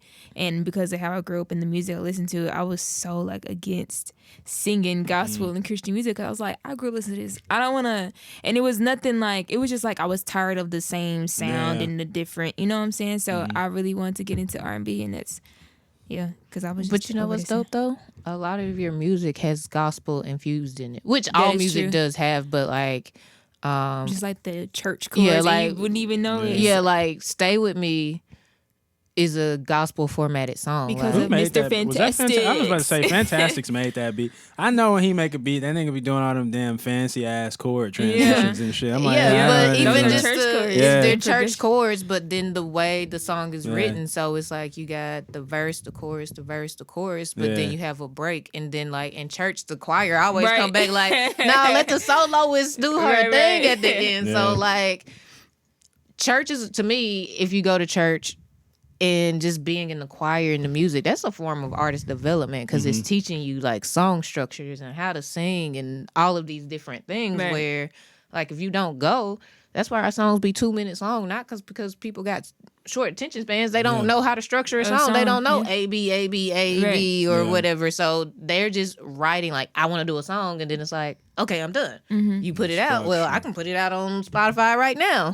Yeah. You don't have a person or A&R person saying like, you might want a bridge. Cut that down. Right. Like a lot of R&B songs don't have a bridge, but was listening to Masego in the car. He has a bridge in a song, and it's like, but the bridge helps tell the story in transition. Like that's your climax. So like, I feel like bridges are cool. They just have to be tasteful. Yeah, that is true. I mean, with a lot of like rap tracks, pop rap tracks, a lot of it. I mean, rap tracks are usually just verse, chorus. Yeah. Then it's done. Typical pop, your verse, pre-chorus, chorus, verse, pre-chorus, chorus, bridge, chorus out again, double chorus sometimes. Right. I don't know. I don't get too caught up in arrangement, because Sicko Mode had a weird ass arrangement. I think more so, as long as it's short and concise, I'm a real big melody guy. I think good melodies are really always, that's what matters the most to me, really. Right. The words can be cool, but hell, if I ain't remember enough where I want to sing it like a jingle or some shit, like, damn, where's it at? There are a lot of niggas who be saying cool shit. They just be trying to say too much. And, it don't fit. Like, you know what I'm saying? Like, you may be like, I get what you're trying to say, bro, but, you need to cut that back a little bit or something. To me, it's all about the storyteller, like the picture that you paint. People's attention spans are short, but people go see 3-hour Batman movies. So y'all niggas can listen to a 3-minute and 54-second song. Definitely. Like that's how I feel about it. If you can watch Batman, you can listen to a song for 3 minutes. It's about the story, but to me, the song is not just the lyrical story. It's the story of the track. It's how the bass line moves. Like I'm a bassline snob. So Fantastics will tell you like. So you like James Jamerson? I don't know if I'm familiar with James. No, that's just the guy who did all the Motown bass. Oh yes. I don't think I know his name. Yeah, James Jamerson. Yeah, Paul McCartney loved him. Yeah, but I just love like bass lines are soul. I always say your beat is the heartbeat of the music. That's what So that's what make you bob your head. The bass line is what make you do this. Yeah, the groove. So if you play a song, for me, if I play a track and everybody's sitting like this, what are we finna write for? Like, why are we even listening to it? Why? And not that it can't be a hit, but your spirit is not moved by this song. Well, I feel like that's kind of how I felt though when I listened to like Frank Ocean Blonde. I used to not like that album, and it kind of grew on me. I think my original thoughts about that album was like, man, there ain't enough drums or rhythm. But I realized it's more so of a free flow artistic piece that wasn't really meant to be commercial on the radio. It has very good arrangement to it. Maybe not your typical arrangements, but nice musical passages, the lyrics, the way the vocals are mixed to convey certain emotions and things like that. That piece really grew on me. And the people he sampled and certain lyrics and things he referenced is a very artistic piece where, you know, like you're saying with groove and things like that, I feel like a lot of it is what is your music made for, or the audience and the feeling it conveys. I know I read in a book, How Music Works by David Byrne, even when like people like Beethoven and like Mozart, they made certain pieces. Well, they were making these pieces for like cathedrals or like theaters and things like that. So a lot of how these places were built and how the architects built them and conceived the plan, that's what the music was based around, because it was those establishments. So I feel like, I think a lot of people should think more so about what environments or, you know, people are they making the music for. Yeah. You know, Goes back to storytelling. Yeah. You can't tell the same story, and like I can't go in anybody's house and tell the same story the same way. Like I might have It's not gonna to, hit the same. like black people dramatic, so they I can are. be real dramatic and tell a story. But if Over-dramatic. you go somewhere, For sure. like if you go somewhere else that's like super conservative, and you and it was like he was like they Yeah. were like, what are you doing? Right. So it's like you can tell the same exact story. It's how you package that story. For me, we're in the South, and a lot of our promotion is here in the South, and in the South, we're very spiritual people. Inspired Our by- ancestors Right. played drums and all of that kind of stuff. So like when you have a fire beat and a bass line, that's almost like a call. Like that's how we talk to each other. So yeah, like not that I'm not open to experimenting to other things, but it's like, okay, we gotta talk to our people first and be like, hey, come kick it with us, and then be like, okay, now we can slide something in there that's so left field. And even what we do now, we experiment, you know, but we just keep this is y'all like bass. Well, bass lines ain't nobody really bass doing them. lines This are- beat, but like you like a 808 or you like a fire beat, we'll give you that. You like trap hi hats, we'll give you that. But everything else that's on top of it is probably gonna be experimental to some degree, just to play around with it. So. Where are you at on that battery there? I'm going to pause it. We're going to take a commercial break right quick, guys. I'm going to switch this battery out so we can talk more. All right, where we leave off at? What were we talking about? It was, Actually, I would like to double back to the PR question, because I feel like that was a really good question that we didn't. What's a good question? we didn't go back to that shit. Hey, man, y'all be letting me tangent off in this motherfucker, man. This your space. Right, this your I stuff. just. I mean, you could have been kick like, it. yo, like, I just did, well, yeah, you did. But it was in what I'm saying? in the We was in the transition where you zone. said where we leave off at. So you know, I'm a that's- conversationalist, as people know. So I'll have like different topics and points that like just bounce around in my brain. Then we'll talk like half on one. Then I'll be like, boom, we're gonna go this.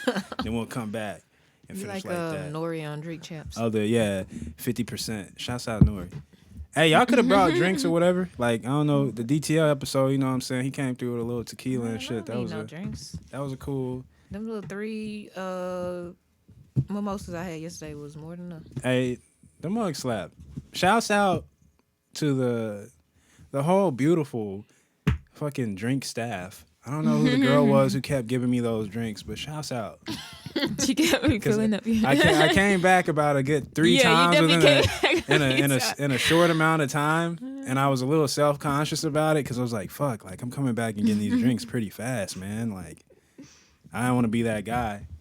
I think everybody was enjoying themselves too much to really pay attention. Yeah, But I did peep you was coming back with those drinks though. Yeah. everybody was You know not what paying I'm attention saying? to you, but me.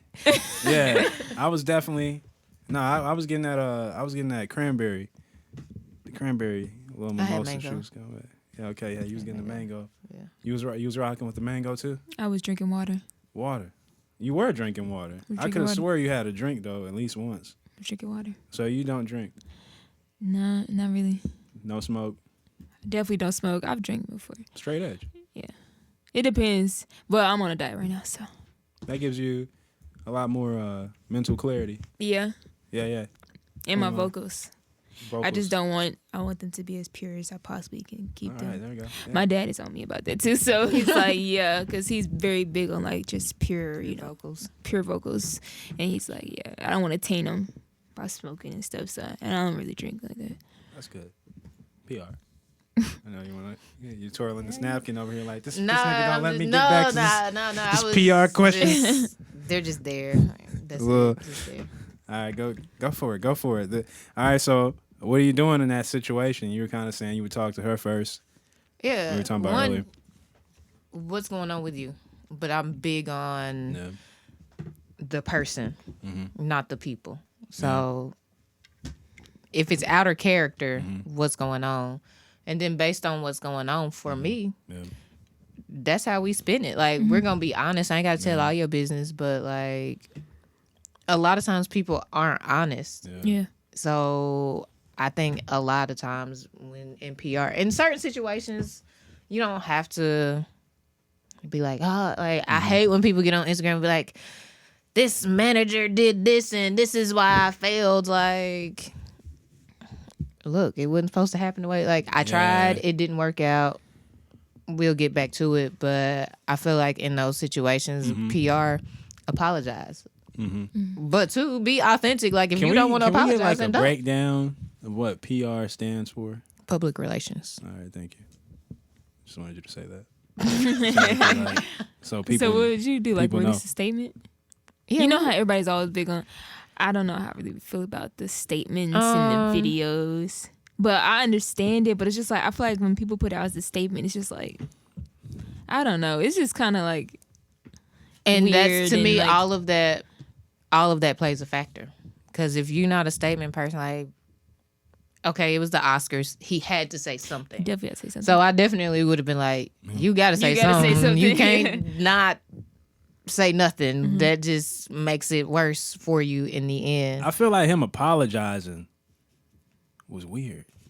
I feel like that's what got him even more scrutiny. He should have just been like, yeah, man, I slapped the nigga, man. He was talking crazy. That's my other thing. And what do you, like, tell your truth? Yeah. This is what I I was was actually sorry for saying. Yeah, like, this is what I was going through in this moment. This is why I did it.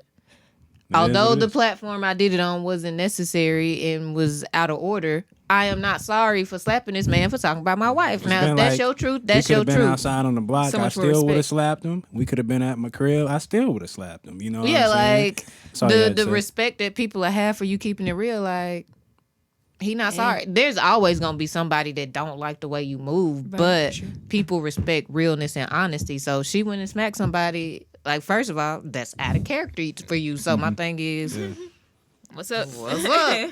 Like, because if it's we need to handle something, then we gonna handle it. It'll get handled. I just slap him right quick. But at the end of the day, it's like, okay, well, if you had slapped Dua Lipa on stage and you ain't sorry for it, then we not apologizing. Yeah. For like if she deserved it. Now, if it's just like, I just don't like the way she was looking. Then I don't it's think like, the baby apologized for like his comments against. He did. He did. Yeah, he doubled down on not apologizing like twice, and then when he started losing all that money, then he came back and was like, "I'm sorry, I'm gonna go to these classes," and it's like, for what? You know, you don't care, so now you just saying like to me.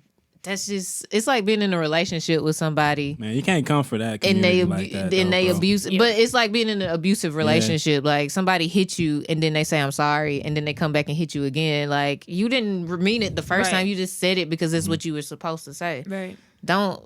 I'm just be authentic of who you are, because when you're authentic in who you are, people will love you more. Hey, I know Suge would have never apologized.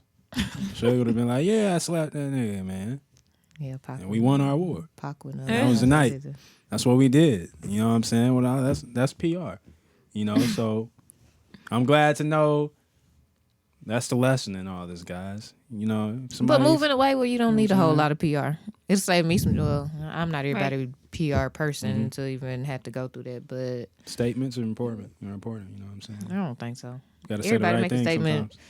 You can get on Will Smith, social I feel like media. he talked about that in his Oscar when he was accepting his acceptance speech. He was like, "You got to do a lot of letting stuff slide, basically, and it's like a lot of laughing or whatever, and just pretending that." Yeah, exactly. And I didn't know he was even talking about that. I was just talking about because he's a black man in the industry, and he was you got to do a lot of fake laughing. Oh, he was definitely talking about that moment. He was definitely talking about that moment, like coming back to it. He was definitely talking about that, and I feel like that's true. Yeah, and that's a lot for anybody to go through. Like, people go shoot up schools for getting bullied, and this man smacked Chris Rock. Like, and he's under a lot more scrutiny when you think about it. Like, high school is high school. Like, really, once you do them 4 years, if you continue to grow, like, you can reinvent yourself. Like, you can reinvent yourself every single day. High school if you is want just to. high school. Oh my gosh, I hate Very high true. school. Like, most people don't like high school. So it's like, I'm not going to go shoot up the school because I'm not liking it here. In 4 years, I can go to, like, if you do the work or whatever, you can go to any university, move to any city, start over if you got the hustle and the drive. I had no school spirit at all. So definitely high school. Yeah. No games, none of that. Never. Yeah. It was just high school was not. boring. Well, our team wasn't that great at sports and shit anyway, so it wasn't like I didn't feel cool being there at the game or something. Like, oh yeah, man, like our team, like, man, we actually winning this shit. You know what I'm saying? Just at home. I mean, it was cool, but yeah, I was gonna say it was cool. High school was I wouldn't go back. Never. Nah. High school was so. I say it all the time. Like, high school was so high school.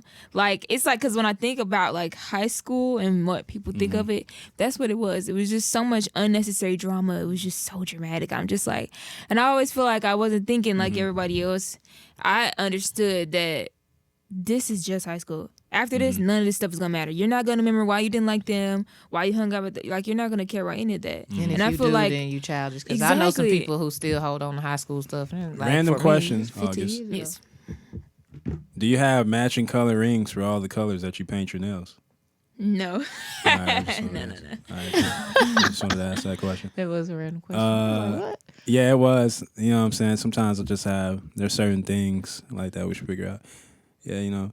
I hope, you know what I'm saying? It would have been cool, man. Y'all should have invited me to like the nail shop. You know what I'm saying? I am a guy who enjoys. We didn't get our nails manicures, done pedicures, on the same day. I know. Why y'all didn't do that?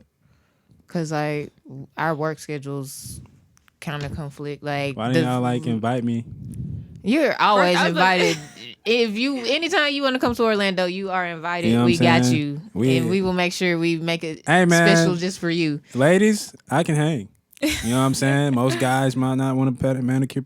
I can sit in the shop with y'all, man. I can do it. You can. You know what I'm saying? I think you got yours right before we left, right? Right before. You know, I got mine before. You know what got I'm mine saying? done, I'm into 2 weeks earrings ago. and jewelry and stuff like that. You know what I'm saying? Like, you know what I'm saying? Yes. I hope I give off a comfortable vibe. You know what I'm saying? You want to come to the outlets. You want to go to You know what I'm the. saying? I even call them the outlet escapades. Yeah. Like, the first time he came with Rick, who owns the bartending company. So all those lovely ladies.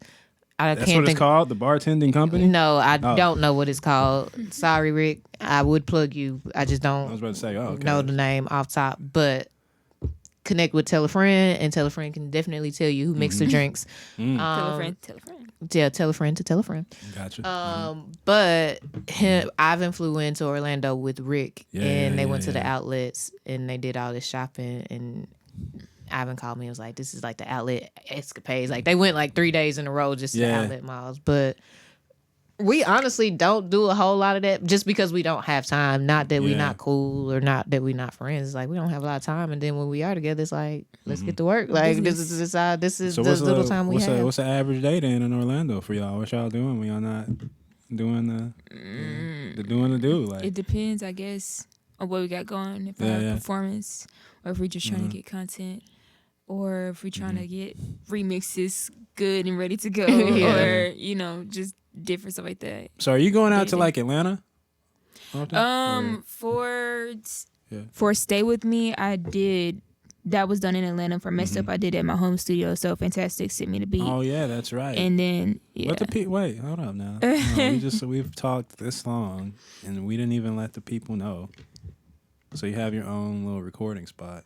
It's just a house studio. It's nothing fancy schmancy, but it get it done. It makes it sound pretty good. What we working in there?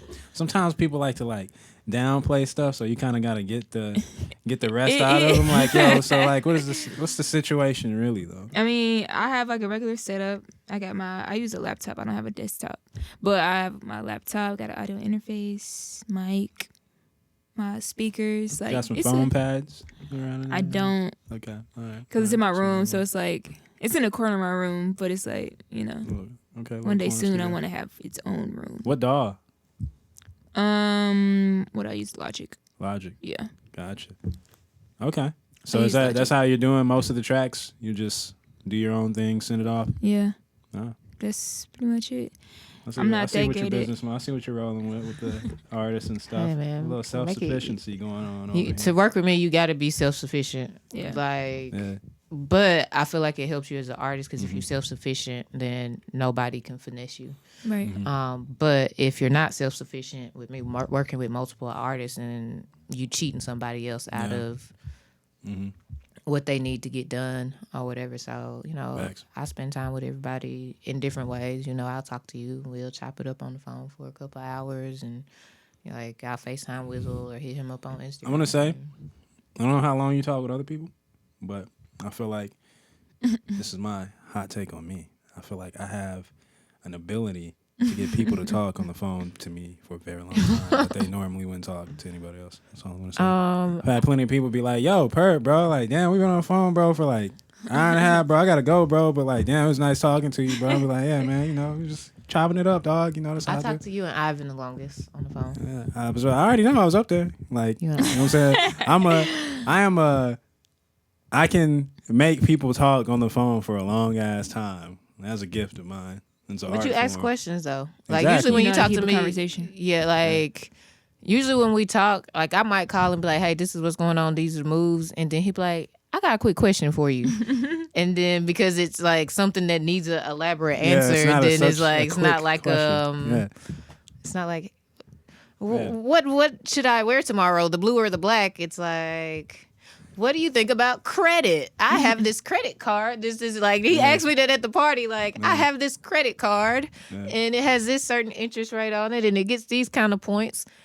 What do you think about it? Should I have this? I do ask the most like unnecessary questions at times that not really need it, but like, it's all about the conversation. We had a whole conversation. Joe was talking about this. We were talking about credit. Like, I wonder what they talk about because y'all would just go back and forth. Like last night we was at the thing, I was like, they are really chopping it up about something. We talked about it was a lot of shit. It was credit, business shit. It was a whole ass long convo. Why everybody was in the middle of the party dancing with the music blasting. Yeah, I mean that's how it is. You know, usually it's like that. I get the VIP experience. Like one of my favorite movies is like Wolf of Wall Street. I love that fucking movie. Like, you know, not all the practices were very moral, but you know, like it's the whole. I mean, I like any movie like that. It's like the whole rags to riches story, starting from like the small building to like the big ass corporate building off of Wall Street and shit like that. It's cool, like, you know. Me too. But like, that's all people like that would do anyway. In that like stratosphere. It's like, like the big event, like, but you're still talking business while everybody's like partying. Mm-hmm. That's what we were talking about. Like, we were talking business, and then like everybody else is like dancing and shit, not even realizing that like, yo, they're just like dancing like free in the moment, like no thought. Mm-hmm.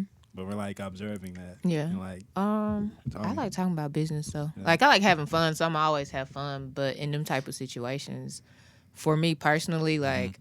As I've gotten older, I don't party near as much. So if I'm at a party, like I'm observing the people, what's going on. Like we work in entertainment industry, so like what's moving these people? Like what's getting them on the dance floor and not just, oh, this is an old song, but like what is it about? Like you said, what is it about this song that translates and everything like that? So, you know, yeah, we can't talk. I can't tell you everything we talked about on Yeah, we can't. Yeah, we on can't talk air. about. We got you when we cut, but it was definitely just business and how we want to make some money and moves that we would like to make and everything. yeah. But it stemmed from, hey Ash, I need your opinion. Got this credit card that has a dumb interest. I just want to rate. make sure, like, like I always think about legacy. That's why I ask a lot of these questions. It's just like making sure, like, we're good. You know what I'm saying? Like, years from now. Mm-hmm.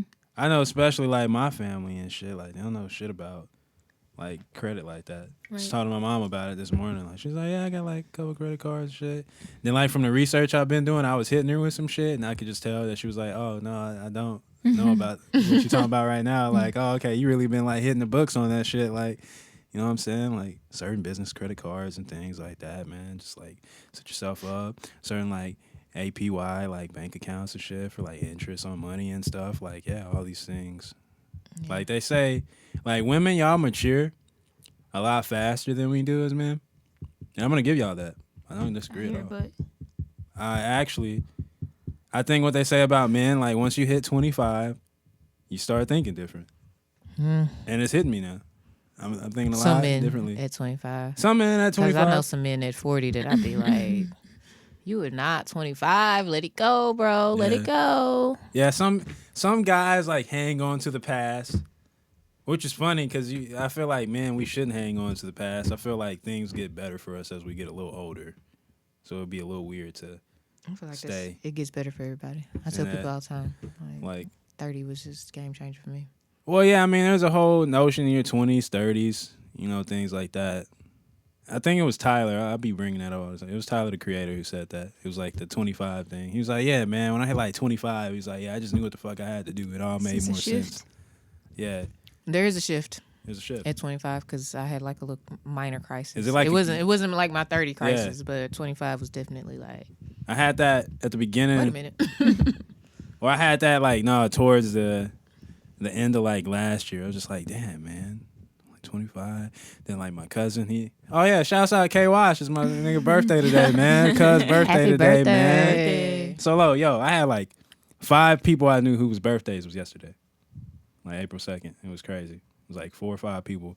It was their birthday, all in this little stretch. Shouts out K Wash, man. Happy birthday, Aries season. You know what I'm saying? Quick little tangent off and shit. But like, yeah, realizing that nigga, he 27 today. I'm like, damn, niggas getting like close to 30 and shit. 5 years away is not as long away as it feels. It happens very fast. Yeah. But as someone who's done 30, enjoy 25. Like, don't worry about 30. Don't worry about 35. Don't worry about 40. Like, live in this moment. Yeah. Have your fun. I tell her all the time, do the All-Star weekends, do the Super Bowls, whatever it is. I feel like I've had my crisis at 21 just because of, I guess, the era that I'm in. Like, our age, everybody's, like, trying to get their own place, their own car, these big corporate jobs, getting married. Yeah. Like, not a lot of my classmates, but a couple of them are already like married. And I'm just like, I don't want that. And it's just like, you see that around a lot. And it's just kind of like, dang, what am I doing with my life type thing. But I'm like, I'm over that part now because I realize like everybody has a different journey. Everybody has a different path. And you can only like live it how you're supposed to live yours. Yeah, I feel like, I went through that too. Especially like a lot of childhood friends from here, like when we were in elementary school and shit. Like a lot of them are like married now, got their, the family going and stuff. Or even like all my brothers and sisters and shit. They all got kids and whatnot, families. Right. It's because that's what is like, I don't want to say forced upon us, but kind of like they tell you you're 18, you're an adult. So then it's like by 25, you're supposed to have the 2.5 kids, the dog, the house, and everything. 2.5 But 2.5. 2.5 kids. That's what they say. The average American has 2.5 kids. And it's like, half a baby. Right, I guess. Half a baby. You know what I'm saying? But it's like, for me, like, I don't necessarily think it's a your generation thing. It's just how it happens. So like, I remember when I graduated high school, girl that I played softball with, she was the pitcher. We had like a really tight relationship. she just got married at 18. And I was like, what are you doing? Like, that is... And so, you know, I had friends that got married at 22 and 23 and 25. And my parents got married really young. They were 18 and 19 when they got married. So my mom was always my like... brothers and them did it. My mom was like, don't do that. Whatever you do, don't do that. Now Right. she like, please do something. But Yeah, not that young. but like, I'm glad that she told me, because it's like, now I've grown into my own person and my own woman. And it's like, I know what I'm willing to tolerate in a relationship, what I'm not willing to tolerate, what my flaws are, and being my own individual person. And I've lived my life experiences. I don't feel like I've missed out on anything. So now I'm okay with adding a +1 to that, saying, okay, now let's do these experiences together, and eventually let's have kids and add kids to this experience. At 18, 19, man, there's like no way. You're still a kid. You're Like, gonna man, know. when I think about being 18, 19, 21, 25, I was dumb. Like, Bro, 18, I bro, wasn't dumb, but it was like, you get so much more wisdom. Like I said, I like learning. So it's like, you read books and you see documentaries and you meet all these interesting people. It's like, man, I was like So young. 25 and just out here. Like, I didn't know anything. I didn't know what I thought I knew, but I thought I knew everything at the time. And then it's like, I'm sure when I turn 40, I'll feel that way about 35 and Yeah, 36. like life humbles you a bit. You do. It's That's why I say humbling. don't rush it. Don't feel life like you is a gotta humbling live. experience. It is. Yeah, If you can think stay at there's a home lot and of pay some rent things, or whatever, do that, because You'll bills know. and all that stuff out here is no joke. You feel like, you know certain things, and you don't. I feel like I've never, ever, and I can say this honestly, and my mother will agree, because you know how when you're in high school and you get to that age, a lot of teenagers are like, I can't wait till I move out, get my own place. I never once said that in my life. Never once, because I knew what comes with it. I know it comes with the bills and the responsibilities. And I'm like, I'll take the adult privileges without the adult responsibilities. I always was like that, because I was never like, oh yeah, I can't wait to move. I don't care how upset I get. So no, you, it's okay. You high key your own little Hillary Banks too. Yeah. I guess so. That's how the 'Cause name came. My mom would be like, you just think you Hillary Banks and your daddy got money to you just stay here and ain't got to do nothing. It's like, man, why would I want to? No, I mean, I would. And another thing, I'm never afraid of like hard work. So I didn't mind, like, I don't mind working and everything, but I was just never like, oh, I can't wait till I move out and get my own place. And I was never, I can't wait till I'm grown. I was never saying that, because I could wait till I was grown. I wish I could wait longer till I'm an adult. I wish I was I like definitely said I couldn't younger wait till I was grown. again, but Hey, you know, I've always worked. I want to make money to pay people to do the things that I don't want to do, and that's where the Hillary Banks come in. Like, I would pay for a private chef. I would pay for a driver. Facts. I pay for a driver. I would pay for a cleaning person to do all of these things so I can twiddle my thumbs and do what I want to do, whatever that is in that moment, whether it's be at a studio or go skiing or whatever. And I just don't want to do those things. Like, so enjoy y'all life basically, to the that's what fullest. me and Dave were talking about before, like passive income. But it's used so like loosely. Like, a lot of people think like passive income is like this thing you just get, but it does take a lot of It's a seed. grunt work, you know, and setting things up. But yeah, I think that's the dream. I definitely want to wake up making $5,000 a week or something without having to do anything. Once the necessary systems are put in place. Yeah, I love to have a private chef too. Sounds great. A little housemaid. Like, you know, man, I'll drink smoothies you know, I do every like day. I like driving cooking. sometimes. I like driving. Man, that's what we should do. right. We should go on a scenic ride after this. I should hop in the car. I want to take y'all to Jolton. I want to take y'all to my elementary school in my old neighborhood. Okay. I'm You down. want to go to the country? Oh yeah, I do that sometimes. It's like it reminds me where I'm from, so I can know where I'm going. I feel like Nashville remind me of Chattanooga. Chattanooga's just smaller, so I just That might be a little too much what I just said, so we'll see how it ends. Like once this episode's over with. But that's how I felt exactly in that moment. It was like a beam of inspiration. That's like Paul Revere, like you were saying earlier. Like where he, I know what type of daddy you gonna be. Y'all get in the car, we going to Jolton. Right. like Halfway you know there, what but I'm like, saying? okay, we're going back home. Yeah, Once you get out there and realize it ain't nothing out man, there. it's nothing out there at all. It would literally be like, oh, we just drive there, look at the elementary school, be like, oh yeah, That's it. Then exactly turn what back we did around. for Power Beer's house. We literally stopped and looked and was like, All right, well, back to those that we go. You know what I'm saying? We spent Like, 2 hours out here in the snow. It wouldn't be nothing more than that. Like just a quick pop up, come back type deal. Like, you know what I'm saying? That's all it would be. Yeah. I don't even know how I got in there. How the fuck I get into that? Oh yeah, you were talking about fucking like you didn't want to grow up so fast. I do want a private chef. I agree. No, I definitely tried to grow up a lot faster. Yeah. I wish I didn't, but I feel like now I went through those experiences to tell y'all like don't do it. Yeah. I'm still growing up. Like, Yeah, you know, for there's sure. still certain milestones I haven't achieved in life where I'm like, I'm fine. I'm fine with it. Like grow up, but just do it at your own pace and have for your sure. own experiences. Like as I always say, have your own experiences, learn your own lessons. Like I can tell you, like don't jump off that cliff, but Yeah. it might work for you. You might be the one that can fly, but I'm telling you, when I jumped off, it hurt. Like it didn't so work out. Be prepared to break a leg or two if you jump off this cliff. I mean, yeah. I feel like everybody should break a leg or two in a metaphorical sense. No, yeah, not got physically.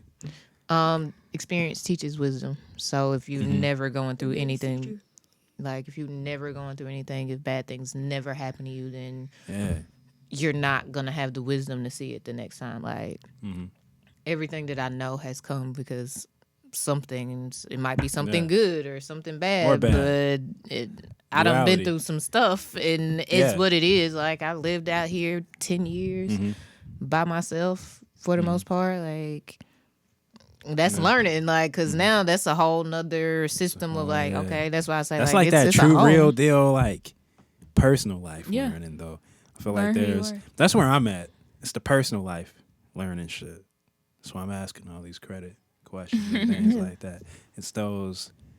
It all happens for us in different. But your cycles and personal life phases. is what's gonna help you in your professional life because most people say it's business, it's not personal.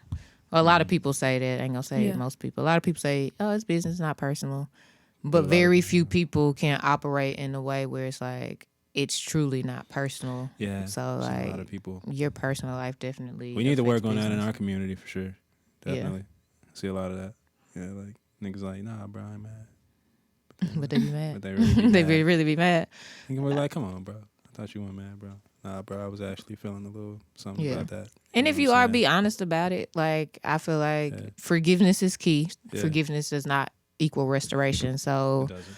You're right. if you do me wrong, you do me wrong. Like, but I'm a big boundaries person now. So if you cross the boundary that I feel like is a so if you mess up my money, if you do something I just feel like it's crazy, like, I forgive you. There's no redemption. We not finna work together. Like if I see you, I'll speak. Like I'm not Cardi with like. Is there like a grace period with you? Is there like a little, you mess up, make an error? You know what I'm saying? There a little redemption period, nothing. Depends on what the error is. Like, cause I was gonna say I'm not Cardi B with it, but I can't be like if I see you and I don't speak, I don't. I can be that person, but it really depends. Like, but I feel like I'm so chill that by the time I be like, you cut, you've just probably been stacking up infractions this whole time anyways, and I just ain't said nothing. Like, okay, I see that, I clocked that, I ain't like that.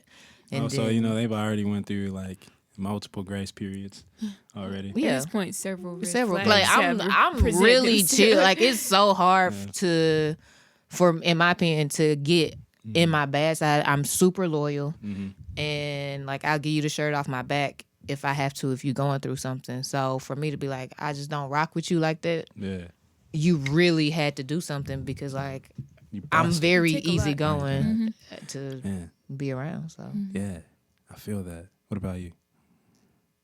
I feel the same.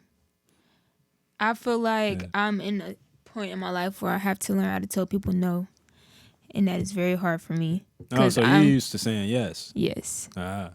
Because I'm unfortunately a people pleaser, so I end up doing a lot of stuff I don't actually want to do. But I'm trying to get out of that. I'm trying very hard to get out of that because I get it honest from my mom and my dad are the same way, to be honest. But they're at their age now where they, no, I'm not doing it. No, I can't do that. That's I ain't got the money. But it's just like, I know Ashley always telling me like, no, if you don't want to do it, like, don't agree to something you don't want to do. Or if you will stretch yourself thin or whatever the case, like, don't do it. I just have to get to that place because I'm always like, yeah. The older you get, it'll be easier. Like, you don't wake up and be like, nah. Yeah. I feel like I'm already getting to that point because I just get so...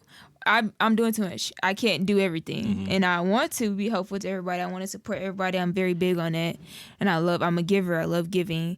So, like, I want to be your hype man, your support, but I cannot always support in every capacity. We're you know? only one person. I was about to say, I'm one person. So. Yeah, I'm definitely saying no if I don't want to do it. I was always that kid, like, Thanksgiving and shit, me and my cuz K-Wash, we just be ducked off in a room. They got to call me out to the dinner table. Like, yo, we about to say prayer or whatever. Like, all right, yeah. Eat, go back to my room. Like, not really. Playing 2K? Nah, not even. At the time when it was growing up, I'll be like on a computer or something. Like, same shit. It ain't never really changed. Like, learning something. I did play more games back when I was young. I don't even really play games no more unless it's 2K. You know what I'm saying? Y'all catch that fade. Ashley catch a fade for sure. She was talking crazy. You know what I'm saying? You and Tom the only people to really call me out like that. And Tom, but you the one said you can catch the fade in 2K. You can. So what was I supposed to say? Oh no, Superb, please don't beat me. Like, yeah. I mean, well, do you know, Ashley? Nah, nigga, you finna get washed. What are you talking about? I'm competitive. I know Ashley's competitive. You know, sometimes you just gotta... I am going to try to beat the brakes off you if we play. Like, I beat kids. Like, I feel like this. If you're a kid and you challenge me to something, you're going to get beat because you should have stayed. You should have stayed in a child's place. Hey, well, I'm just going to tell you, I'm a young man, okay? So, these kids, you're beating... My point was, I don't care how old you are. I have some advanced... brain patterns going on from these younger specimens that you're speaking of. I just want you to know, I don't care how advanced your brain pattern is. If you 95 and you in hospice and you be like, let's play checkers, George, I'm coming for your I'm coming for your neck. No George. age group, it don't matter who you are. Matter. I'm trying to coming win. for the kill. I got you. You should not have challenged me, and then it makes it worse if you talk some trash and be like, I'm gonna run the fade on you. That's always what makes it better when you win, though. Like when you beat the trash talk, you're like, oh yeah, you said all that. Now you just got smacked on 2K. Yeah, look at you.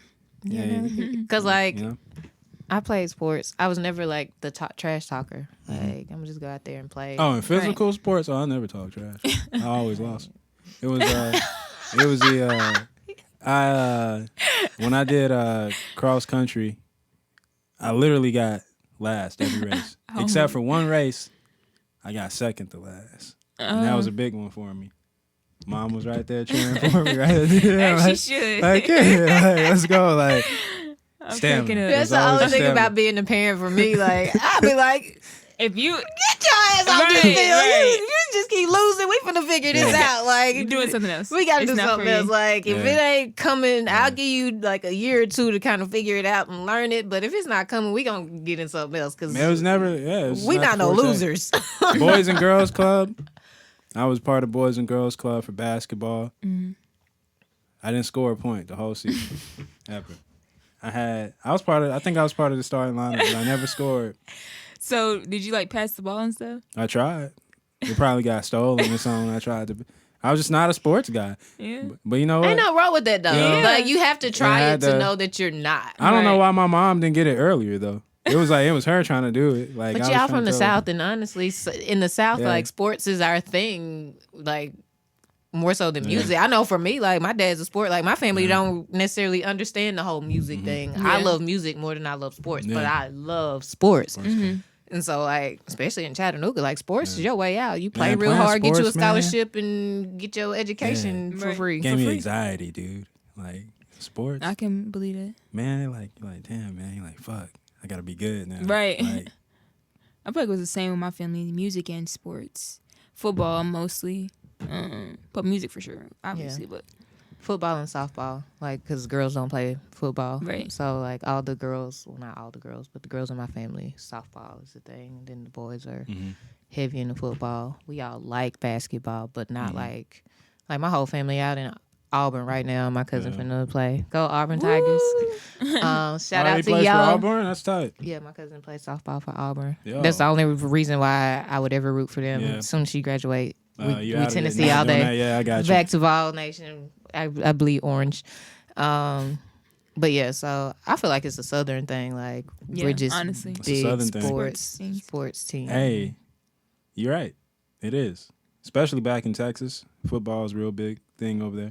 Especially if you don't know people who make it in Yeah. music. Like I know more people who got scholarships for sports and went to music. college and graduated than I know did anything and got successful in music. No, yeah. So Same. I think it'd be that. But even like music, okay, whatever my kids want to do, I support it. I would hope that it's sports or music. Because, like, if they were like, I just want to be an astronaut, I'd probably be like, or like if my daughter was like, I want to be a cheerleader, I'd be like, this is what we doing. Okay. That's athletic. Competitive Yeah. cheer.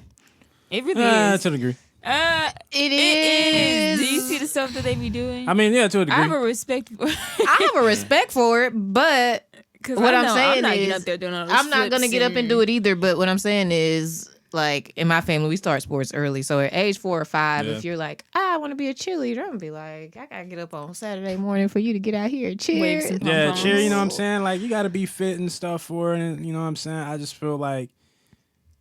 I respect cheerleaders, though. Knock the cheerleaders. I'm not I'm just saying, you know, I feel like there's only a certain level of competitiveness you can have when you're cheerleading. Nah, they cheer moms and stuff be they take this ruthless. so Like serious. They don't people play who, about the cheer. it's people who passionate about it. Yeah, I'm passionate about softball, football, music, stuff like that. So like I coached. I was very. Oh, you was a coach too? Yeah, I coached softball. You coached softball for how long? How did you do that? For like 3 years. I had to Was that retire like Pee-wee kids or like? What was it? 9 and 10 and 11 and 12. I would not do 5, 6, 7, or 8 because they're still learning the fundamentals and I get real passionate and I didn't want to be out there like Yeah, you would have been one of them coaches that would have made me cry or something if I was a little kid or something. No. Like, No. I do get passionate and I do yell, but it's in a loving way. Like, two, I can see talent. So, like, I had this girl on my team one time. She was a model. Even the way she would get up there and hold a bat, it was like, this girl a model. And then, like, she would miss games and practice so she could model. And it's like, I wish your mama would just let you model. But, like, I never yelled at her because it's like, what am I? She's a model. Right. Like, you're not serious about this. This is not what you want to do. It's an extracurricular activity. It's rec ball. When I did travel ball, which is serious, which is like, okay, the scouts are out here. This is like, I don't care if you're 7, 8, 9, 10. Like, this is what it is. Then I'm going to yell at you because we've practiced this drill and we've went over this and we prepared for this moment. It's not like, you're a model. No, you're a softball player at this point. You've committed to being a warrior. So now we're traveling with it. Yeah, you know we what I'm traveling. saying, We homie? spending money to get in tournaments and stuff like that. Like sports and music are a lot alike because they're both super So expensive. how elite was your team? Like, where were they? How far they go? Well, at the time they were 9 and 10, so they were really good. 2 of them, and I didn't coach them their whole careers, but I know 2 of them just graduated high school and got scholarships to HBCUs to play softball. That's good. Love that. So, you know, everybody's path is different even in that. But, like, I like being out there with the girls. Like, when I have kids, my daughter will definitely be out there at 4 with her little stuff on, and I'll be coaching. Kids to scholarships and stuff. I didn't coach them to a scholarship. That's not what you heard me Hey, say. man, They hey. were 9 and 10, and they have now gotten scholarships. Hey, you played a part in it. So You played a part in it. I did. You I'm a definitely part of the hey, you know, story. I Hopefully they assisted. had fun. I feel like I was probably one of the funnest Maybe you coaches was like, they maybe had. you was a driving force. You know what I'm saying? Maybe as they was getting coached by other coaches, they was like, man, where's Miss Smith? Right. Like, maybe they was teaching their coaches some of your methods. It was like, look, this is how you need to do it, coach. I don't know. I wasn't there. But Miss I try Smith. to have fun with it, though. So I hear. balance it. For every time I yell, Yeah. like, we going to have a good time. We going to turn up. And they were all black, too. So, like, they just Love that. turned up to So, turn up. turn even up, more. yes. So I would love, well, not even I would love to. When I am established enough, I definitely want to donate to girls softball, especially for, You just need to, like, buy out a team. Get your you know, little coach or Ronaldo say something, that all like- the time. Like, we should buy a professional team because there's only 5 professional softball teams. But Oh, wow. What?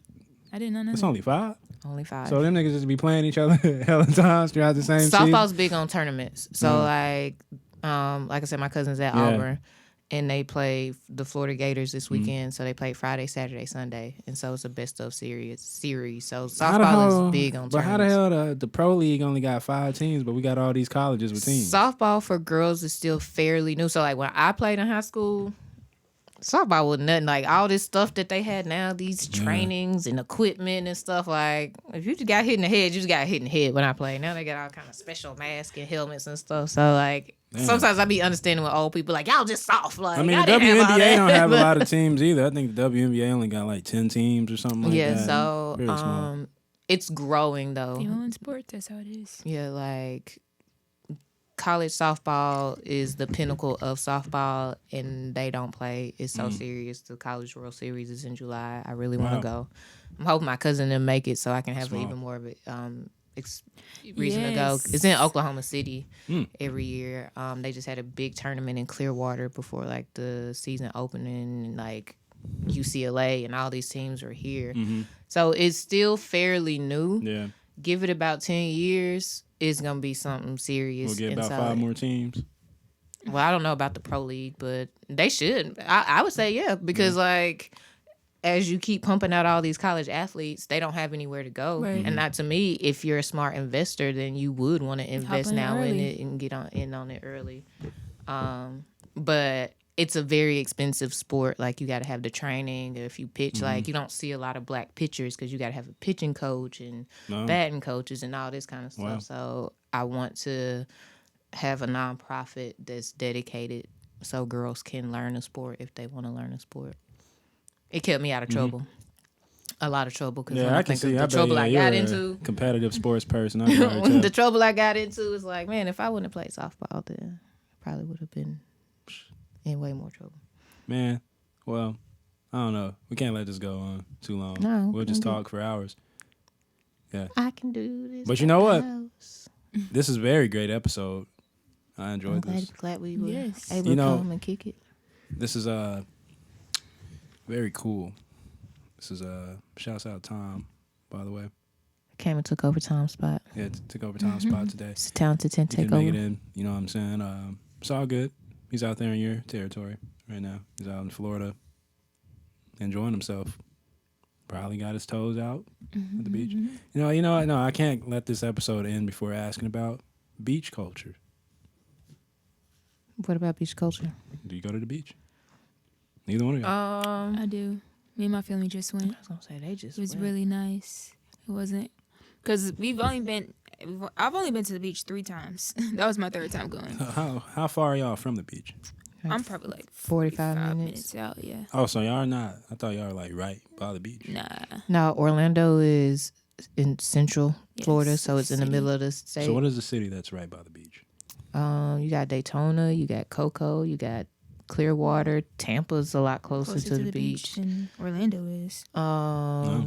You got Panama City, you got... Okay, well, all right. Maybe y'all aren't that cultured in the beach. I had a mishap where I thought the geographic location of Orlando was. Orlando's a melting pot, so you get a little bit of beach culture, you get a little bit of island culture, you get some country culture. You get Disneyland. That's his own. Definitely his own. Don't nobody go over there if they don't have to. Like. But it's in Orlando. Technically, I mean, people Disneyland are is big like its on own. Universal. Disney is its own city. It's its own city. Yeah. It's so big that it's got its own zip code. So I mean, you got to fly into Orlando to get to Disney. But I mean, if you want to be super technical about it, Disney's its own city. I think that's what Walt Disney wanted. Lake Buena Vista. That's really crazy too. He never got Epcot, but he got Disneyland and Disney World. He was so visionary that I told this to the lady the other day. I'm saying it on the podcast because I just think it's a dope story. He did the Disney in Anaheim, and all of these businesses came and built up around him, so he couldn't expand his vision. So he went to Orlando, or Kissimmee at the time, and he bought all of this land under an alias, so people didn't know that he was getting ready to build Walt Disney World. and he bought so much land that all of the parks and property that stuff is built on now, he could build it again. So he could have 2 of the same Disney World lifestyle. Well, his plan was to build Epcot, but he died. Could build a whole nother Epcot Right. on the land that is undeveloped there. Dude, if Epcot became what Epcot was really meant to be, what a world. It'd be crazy. Yeah. That's a whole other thing. We're not going to go on that. It'll be too long. So, yeah, we're going to cut right here. Bam, bam. There was a lot of A lot of points. conversation. A lot You know what I'm of saying? different topics. A lot of different Dope. topics. You know what I'm saying? But it was great. Hope y'all. Yep. Girl, I know you had a good time. You had a good time? Yeah. Good. All right, you know what I'm saying? always honored to be here. Yes. Thanks for having me. I hope I was a good host. No, I'm a good host. I'm a great host. Period. Yeah. So, all right, now I will catch you guys on the next episode of MC2MC. It's your dude Superb. You know what I'm saying? Ashley Autumn, August Rayne in the building. No time today once again. Stay with me remix. Out everywhere. Out everywhere. Country Boy Yeah, Life. stay with me remix. Out everywhere. Yes. August Rayne. Black Whistle. Spotify, all streaming platforms. Yeah. Yep. Yes. Yes. Everywhere. Spotify, Amazon Music, Tidal, Pandora, Apple Music. All If that. you need it on a platform Yeah, plug 'em in and real can't quick. get it, let us know and we'll make sure you get it. Go I will fix it. press it up on the vinyl if you just gotta have it on the What vinyl. last plugins and shout outs y'all got? What y'all? Any? Shout out Chat 423. Shout out, okay. Shout out Orlando. Shout out Nashville. Shout out Lil Rock. Follow Lil one. Rock. Hey. Lil Rock in the building, right? Town Okay. to 10. Yes. Hey, Follow shouts out Lil Dallas, Rock. man. Shouts out Texas. Everything's big in Texas. You never been? I was I born, like Texas. I was born in Texas, but I've never Oh, been. really? See, what the fuck? I didn't know that either. We're going to talk about that off cam, though. Like, that's crazy. Yeah, I was No. born there, but I've never been there to be cognitive of what goes on. Wow. All right, peeps. All right. Let me catch y'all, man. Bye. All right. So, all right, now what we're going to do, we're going to keep this camera recording, and then I'm going to do the intro. Okay. All right, so that's what we're going to do. All right. I'm going to count Intro. a mental. Hey, what's going on, peeps? Welcome to another episode of MC2MC. Got special guest Ashley Autumn back in the building. August Rayne, first time here in Nashville. You know, talk a little bit about the Tell Your Friends About It event. We talk a little bit about Talented 10th, Will Smith, sports, a lot of things. So, I mean, y'all just might just tune in for this episode. We bounce around on a lot of this one, but in the end, it all makes sense. I love you guys. This is going to be a good one.